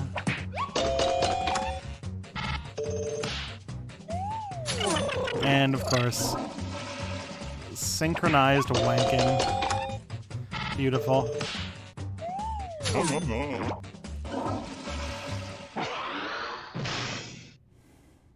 That's the end. Let's see the final scoreboard. Oh boy. Vampy Jezza. Congratulations, Vampy Jezza. Oh boy. Alright. Well, that was fun. Much more interactive. You sick fuck. 0/ What a correct observation. Oh, man. Okay. Let's go to page 3 of the questions.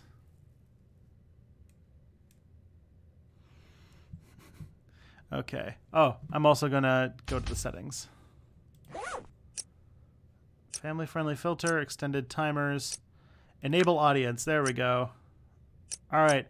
So next time, if you're not playing, you'll be able to, everyone will be able to play by being a spectator. So I just turned it on. So sorry about that. That is a new thing they must have updated recently. So yeah, spectator mode is activated now. Okay. To what extent are Western narratives around Lenin, Stalin, and the USSR either truthful, misleading, or outright fabricated? Okay, so that could be a video in and of itself, but Western narratives around the early Soviet Union are... There's typically a downplay of the role the USS or that the USA played in trying to keep the White Russians alive during the Civil War. There's a serious downplaying of the impressive role that the Soviet Union played in the Second World War. On top of that, there's based on the Holodomor, there's an overemphasis on shortages and food shortages during Stalin's reign, but not too much. There's still a lot of famine and poverty in the Stalin era. But how much that is due to to poor planning, which there's definitely quite a lot in that, because I think that's like a lot of times it's like lack of acknowledging that like that shit was difficult to figure out. They all of a sudden were going from socialist revolutionaries to all of a sudden running a country and not knowing, like nobody had ever really run a socialist economy before and trying to figure it out. The cynical historian is going to do a video on myths about the Soviets. Oh, Punk Sai, I know that very well. I was asked to review the script, so I have read the cynical historian's script for the myths about the Soviets, and I gave some commentary on it. We'll see if he goes with my suggestions, because I definitely had a lot of them.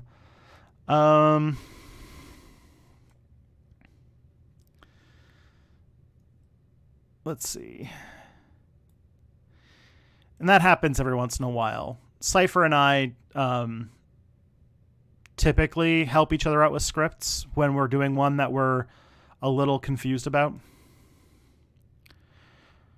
I also helped out with his script on myths about slavery that ended up becoming the thing that made him go viral. So I'm very good for him. This is why I always think I'm on some kind of, this is paranoia at its worst, but I feel like I'm on some kind of list because I always end up appearing in other people's videos or helping out with other people's videos, and then those videos go crazy viral, and yet the stuff on my own channel never goes crazy viral. And so I'm always just like, Am I on some kind of list that's like, do not algorithm? That'd make me sad.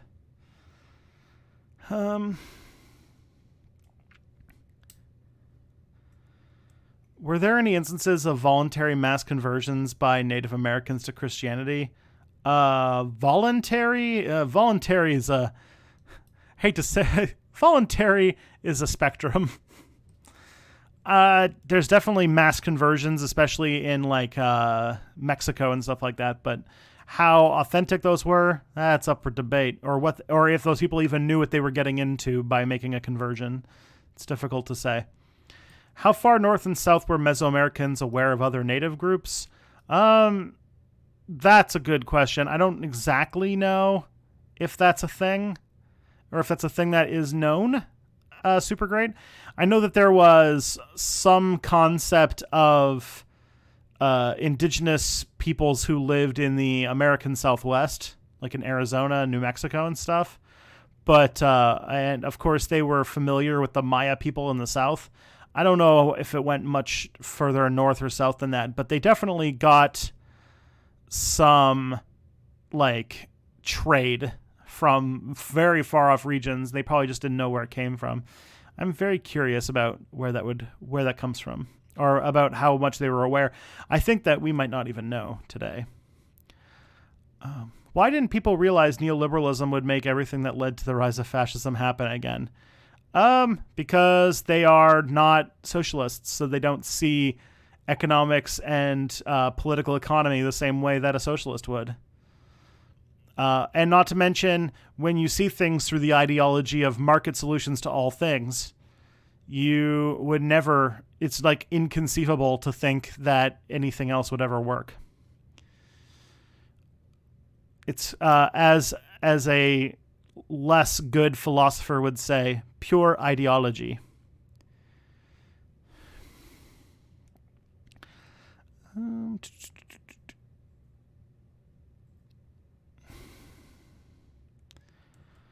Why has India not grown as fast as China over the last 30 years? What factors from their religion, if any, do you think sets them back from becoming money machines? I think that what keeps India from growing like China did is historical circumstances.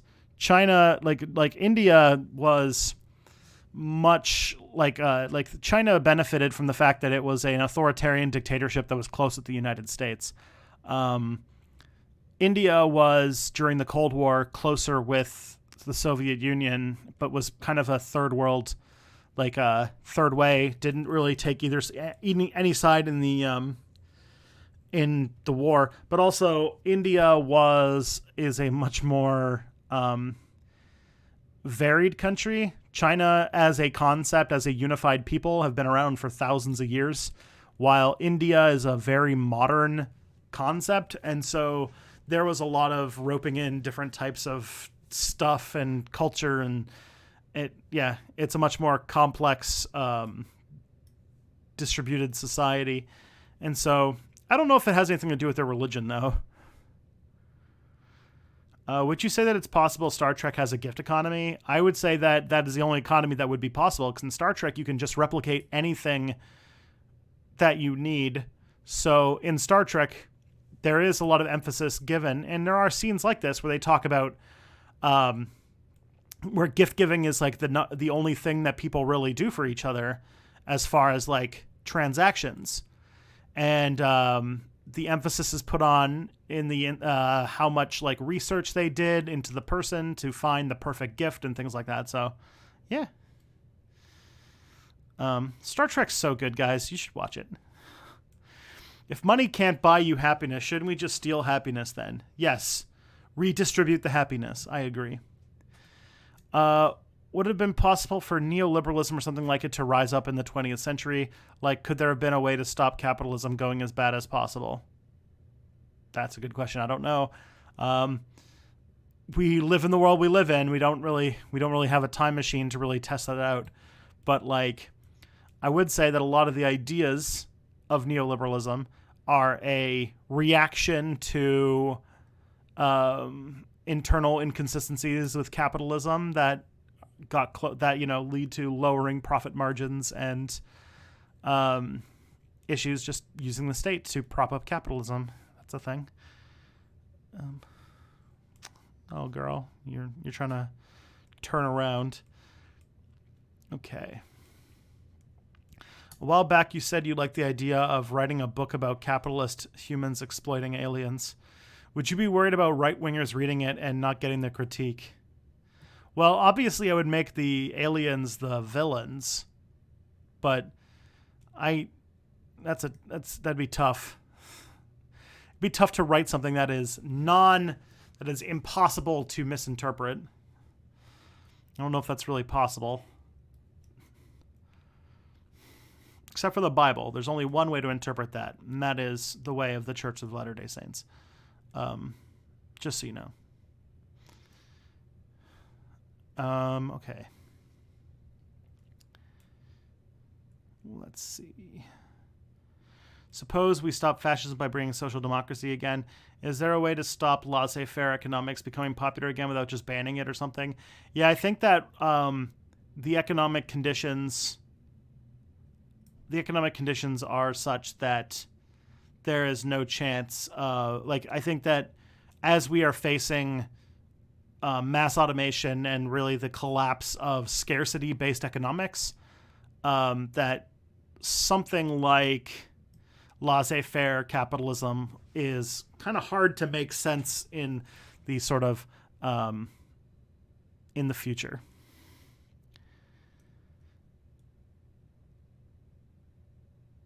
Okay. The reason I got kind of annoyed by your idea about decolonization is because I tend to think you shouldn't try to redress injustices if they happen out of living memory. Response? If you think that colonization is out of living memory, you've got another thing coming.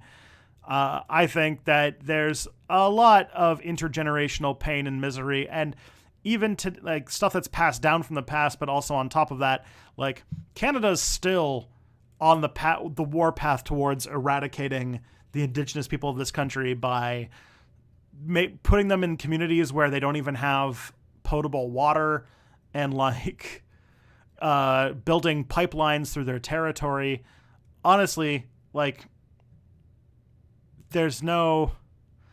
I see no reason to say that just because we happen to be the people who conquered now, that somehow that's okay. And by that logic, then that means that there are large parts of Palestine that should not go back to the Palestinians, even though they are currently illegal settlements that are in violation of international law. But because they happened like 70 years ago or whatever, then that doesn't matter.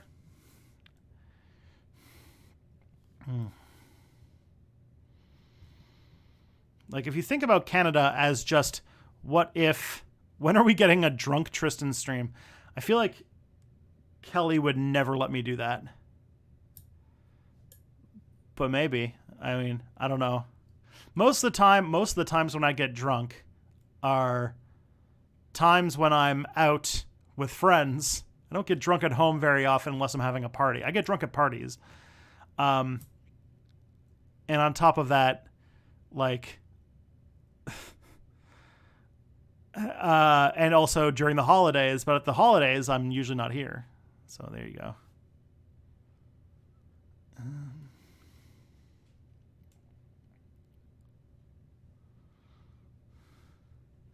Is the revolutionary a frustrated producer or a dissatisfied consumer?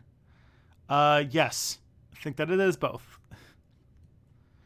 Hi from Brazil. When did you fall in love with history? Well, hello from Brazil. Hello, Jean Ramalho. I fell in love with history as a kid because my parents really liked to go on trips, road trips. And so I've been all around the United States as a kid. And I saw a lot of historical stuff. And both of my parents are really, really into history. So really, I just grew up with a lot of history in the house. And that was a thing that was considered important and interesting to my family. And so I grew up with a deep love of it. My sister did not, but that's a different story.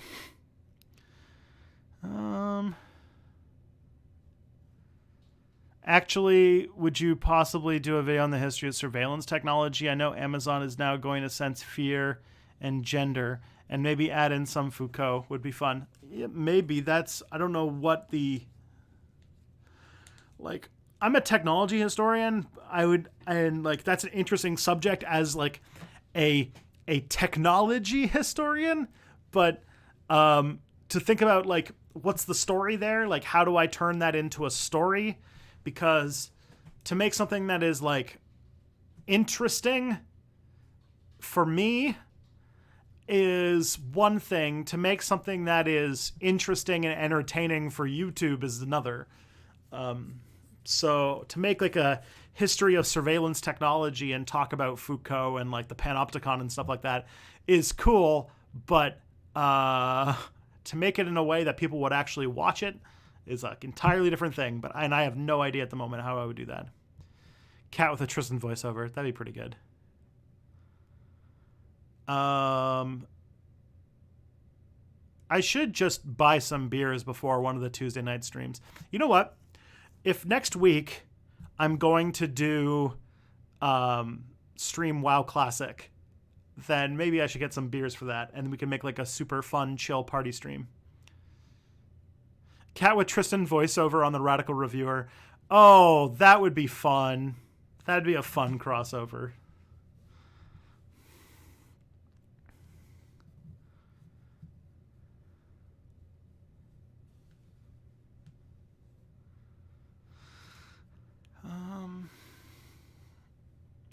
Do you think that Greece and Rome could become industrialized had some other factors been slightly different, considering there were designs for a steam turbine? Yeah, I think so. Given enough time, certainly. Nothing stopping them from doing that. If anything, they were easier to. It was easier for them to do that than other things. Okay. Are mass disappearances in wilderness areas in Canada as prevalent in the U.S.? Some blame UFOs. I think it might be mental health related. Yeah, we have a problem with disappearance in wilderness areas in Canada. They just all happen to be Indigenous women. And the police in this country don't do any fucking thing about it because ACAB. So, yeah, it's called the issue of murdered and missing Indigenous women. And it's fucking horrible. And it's a thing that no politician does even the smallest amount of effort to do anything about. Also, in the Arctic, freaking Inuit women are kidnapped and sold into fucking human trafficking. It's disgusting. Canada is a horrible place to our Indigenous people. And this is why I would think that maybe we should not have a country based on Canada and this settler colonial state running things, but maybe it'd be better to, let those people manage things instead, or at least build it on their national territory. Also, keep in mind for 255 for the whole being decolonization beyond living memory is a waste of time or whatever.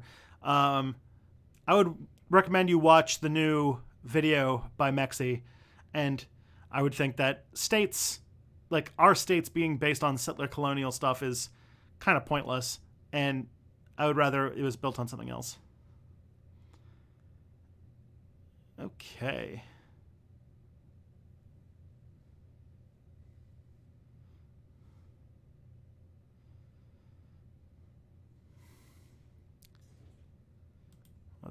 All right, now we're gonna do another game of Quiplash, and then I think we're gonna call it an evening. So let's do Quiplash. Let's quip it up. All right.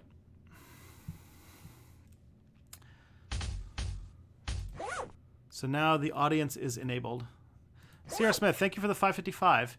Since you're a tech historian, why didn't the wheel become popular in many native groups, or is that a misconception?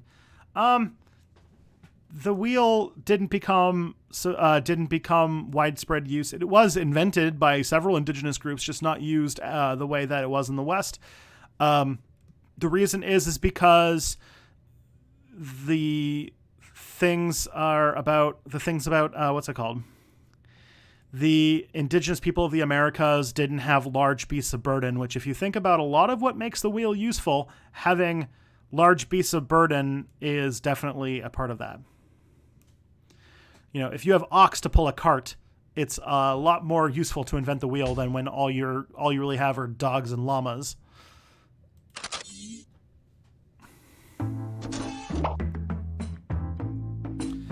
Okay, so the code this time is GYVZ at jackbox.tv, and this time, if you are a spectator I enabled spectator mode, so now spectators can come in, so we can have as many as we want. And you can join anytime you want to.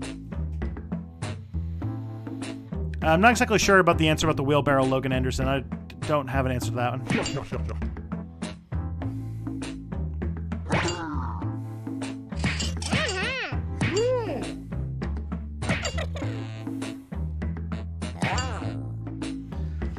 All right, so extra players can join the audience and the votes influence the game. And you can join in anytime, so please do. Hey, fingernail clipper.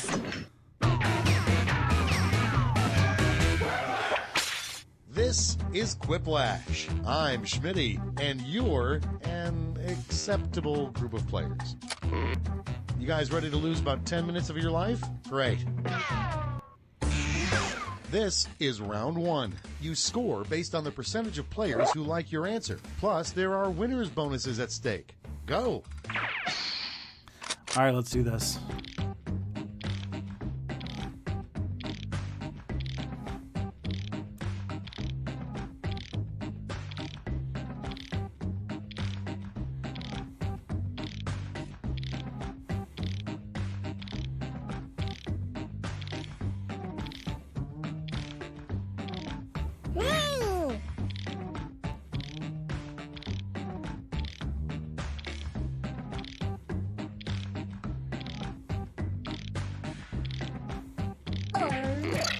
All right, let's see how this goes.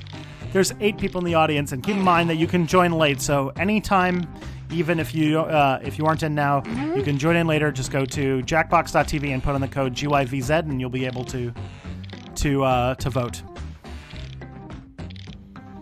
The delay's like a minute or 2 off. That's intense. Would a wheelbarrow not be useful without beasts of burden? Yeah, it totally would be useful. I just don't exactly know why it didn't happen that way. Some things are just up to historical circumstance. But you can tell that okay, it's time for some quiplashing. The first prompt is an idea for Lady Gaga's next crazy outfit, a blank dress. All right, a person dress or a normal dress? Okay, voting time. Pick your favorite. Now, is that a dress made out of people, or is that just like a human dress?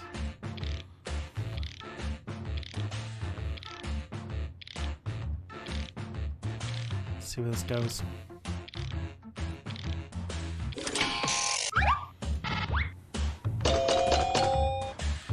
All right. So person dress wins. I lose. Oh. Yeah, keep in mind to look at your phone and not the stream because it's a delay. Something upsetting you could say to the cable guy as he installs your television service. Fuck television or we're getting divorced.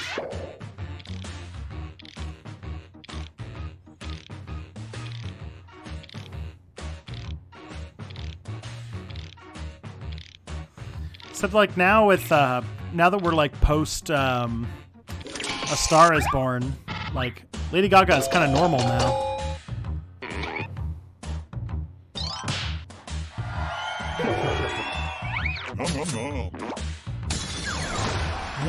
Damn.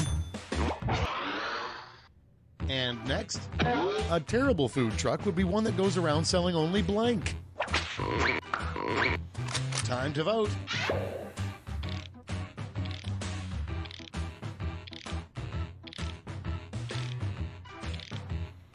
I am a human wearing a person dress.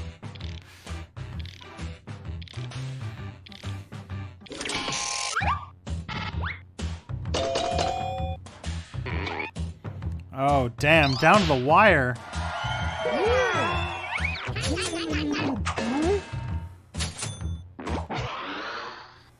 Next in line, 3 things MacGyver needs to make a bomb. Oh, boy. Arsenal can match onion. Aerosol can match onion. tape, a paperclip, and an air freshener.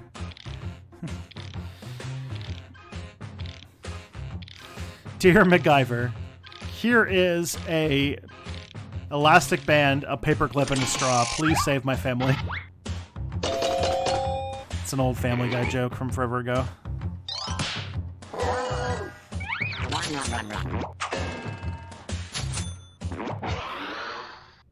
Next one.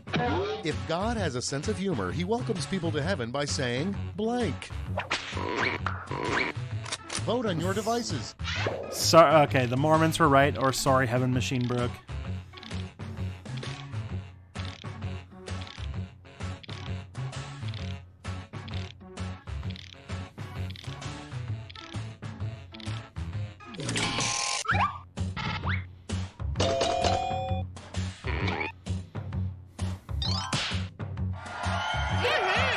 Damn. The persistent joke on my channel that the Mormons are the correct religion has not sunk in with some people. Next up, disappointed. A sequel to the painting Dogs Playing Poker. Alright, let's see. Poker playing dogs, Time to vote. cats playing Go Fish. Alright, let's see where this one goes.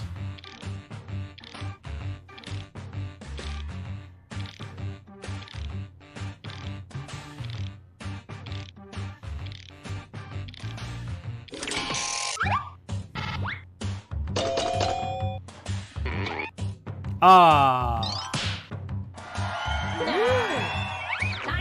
Dang. It's a close one. Okay, next one. Invent a silly British term for pooping. Oh boy. Slight It's depression. voting time. Dropping the load.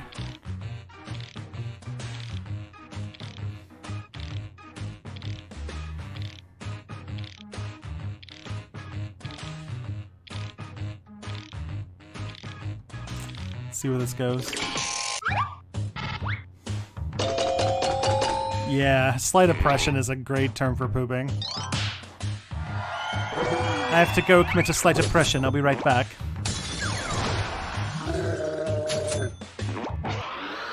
Go only, Coming bro. up next, the best way to survive a bear attack is blank. All right. Being the bear or Vote on your bees? devices.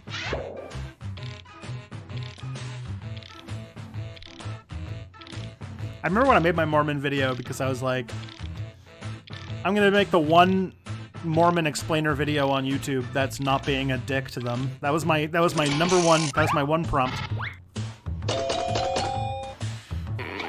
That and then a narco-communist Mormon reached out to me and offered to be interviewed for it, which I thought went really well. That's the end of round one. Let's take a look at the scores.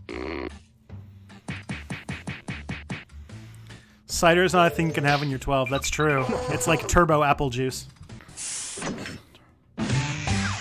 It's now time for round two. Everything is worth double, twice as much.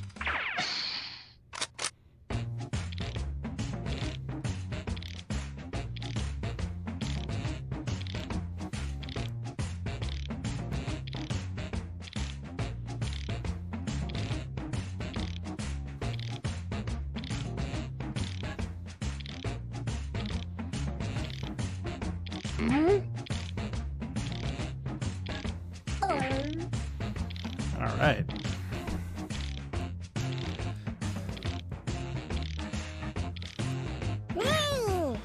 Is that apple juice for grown-ups a Cards Against Humanity reference?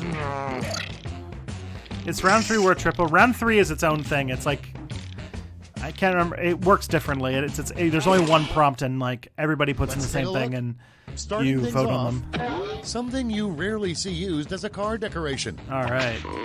A pigeon or a Okay, giant pick your pink favorite. women's toy?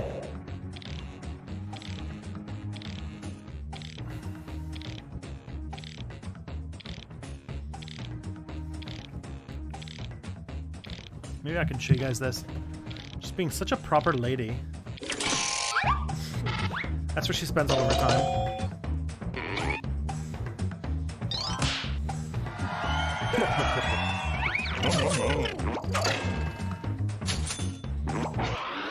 Hello, And bees. next is, why does the Tower of Pisa lean? Oh boy, let's see. Because it drank Time lean, to vote. scoliosis.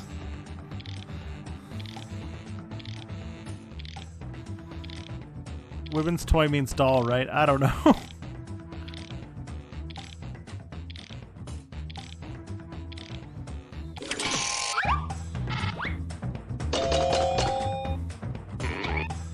Yeah.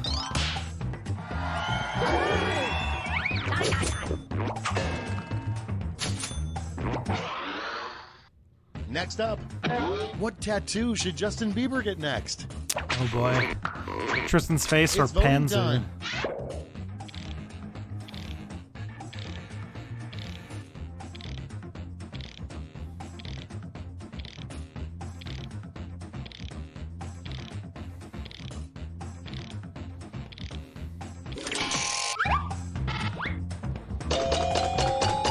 Yeah, C.R. Smith knows how to do it.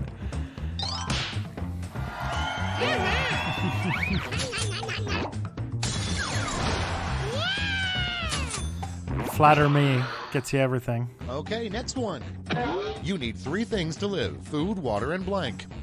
All right, food, Open water, your and devices. time alone to masturbate, and lesbians.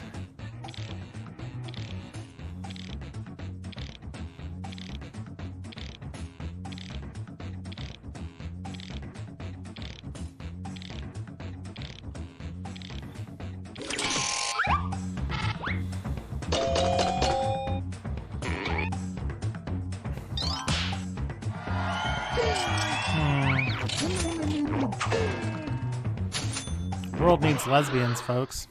Next in line, a little-known way to get gum out of your hair. They're like half my friends It's in voting undergrad. time. All right, little known thing to get gum out of your hair: flamethrower or get rid of your hair.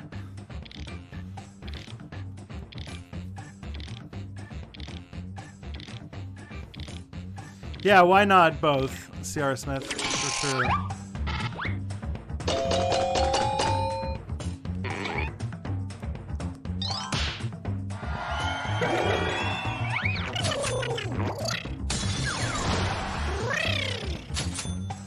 Damn, we're getting some there's And 3 next, Quiplashes this round. An That's inventive intense. way to get rid of head lice. All right. Scalping or Time eating to vote. butt rice? Butt rice? I don't know what butt rice is. I heard that tea tree oil is the good thing to do. That was at least what they used on it when we were kids. All right, let's see. Yeah. I'll take it. Next one, what Smokey the Bear does when he's not fighting forest fires. All right, let's do this. Cannibalizes It's voting kids, starting time. a cult. Is it really cannibalizing the kids, though, if you're a bear?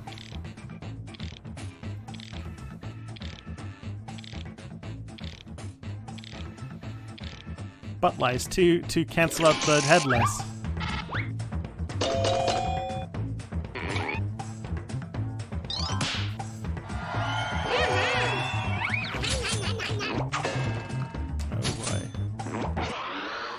It's an intense Coming up round. next, something that is probably on Nicolas Cage's to-do list. All right, let's see. Drown people in pools or Vote on kill your the devices. bees. Hello, bees. It's a very, that's a Critical Role reference, just saying hello, bees.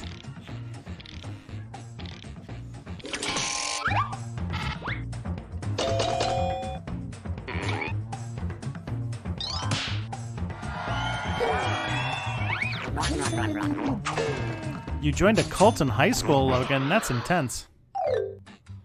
We've reached the end of round 2. Let's see what happened.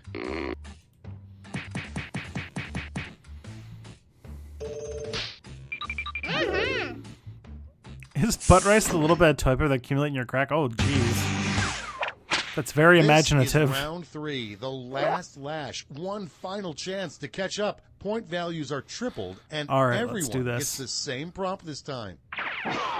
Trying to master the prompt Quiplash is- metagame here. The beauty pageant no one wants to see, Miss Blank.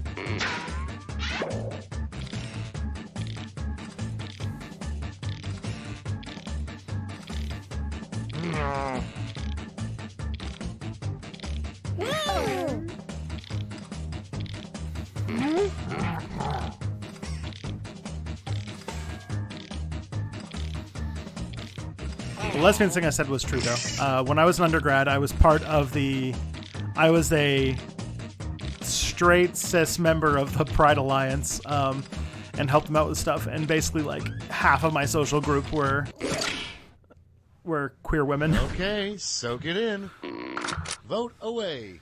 Miss Reanimated, Miss Dermatitis, Miss Burmese Way to Socialism, Miss Flat Earth, Miss Cultural Appropriation, Miss MAGA, Miss Incest, or Miss Jeb Bush.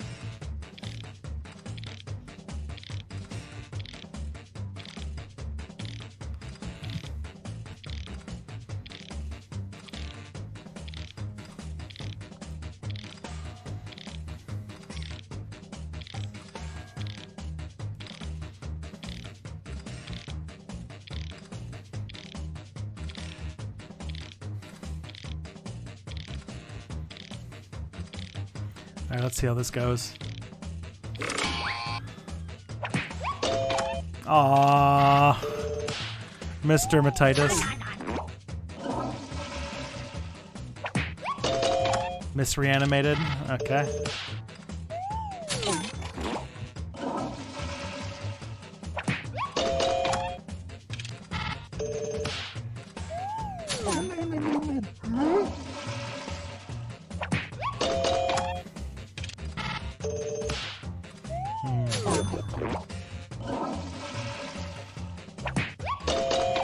Oh man, this is like some heavy distribution. Let's see where this goes.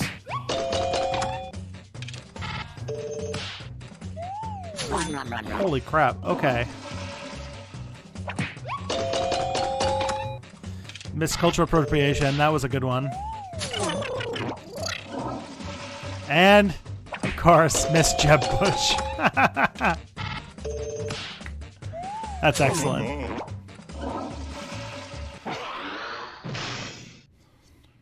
That's it. Let's take a look at the final scores. All right, let's see how this goes. Ah, dang. C.R. Smith, congrats. Congrats on a well-played round of Quiplash.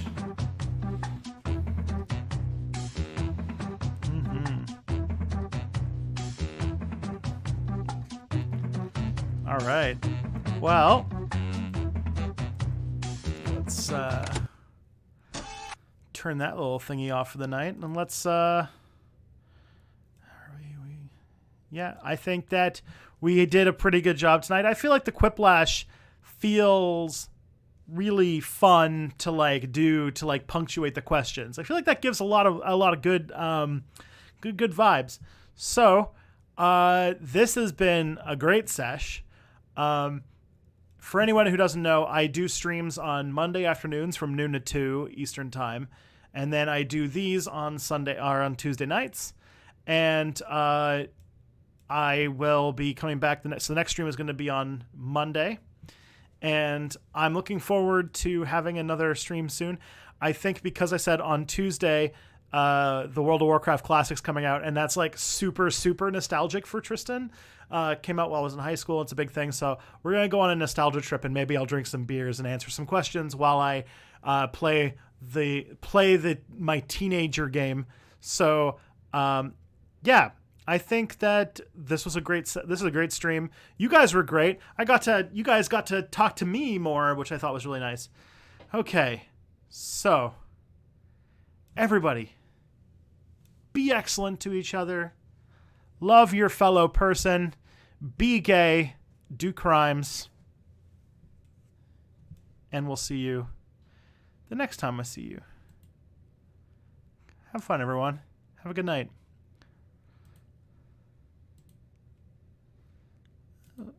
I realized I closed Quiplash without changing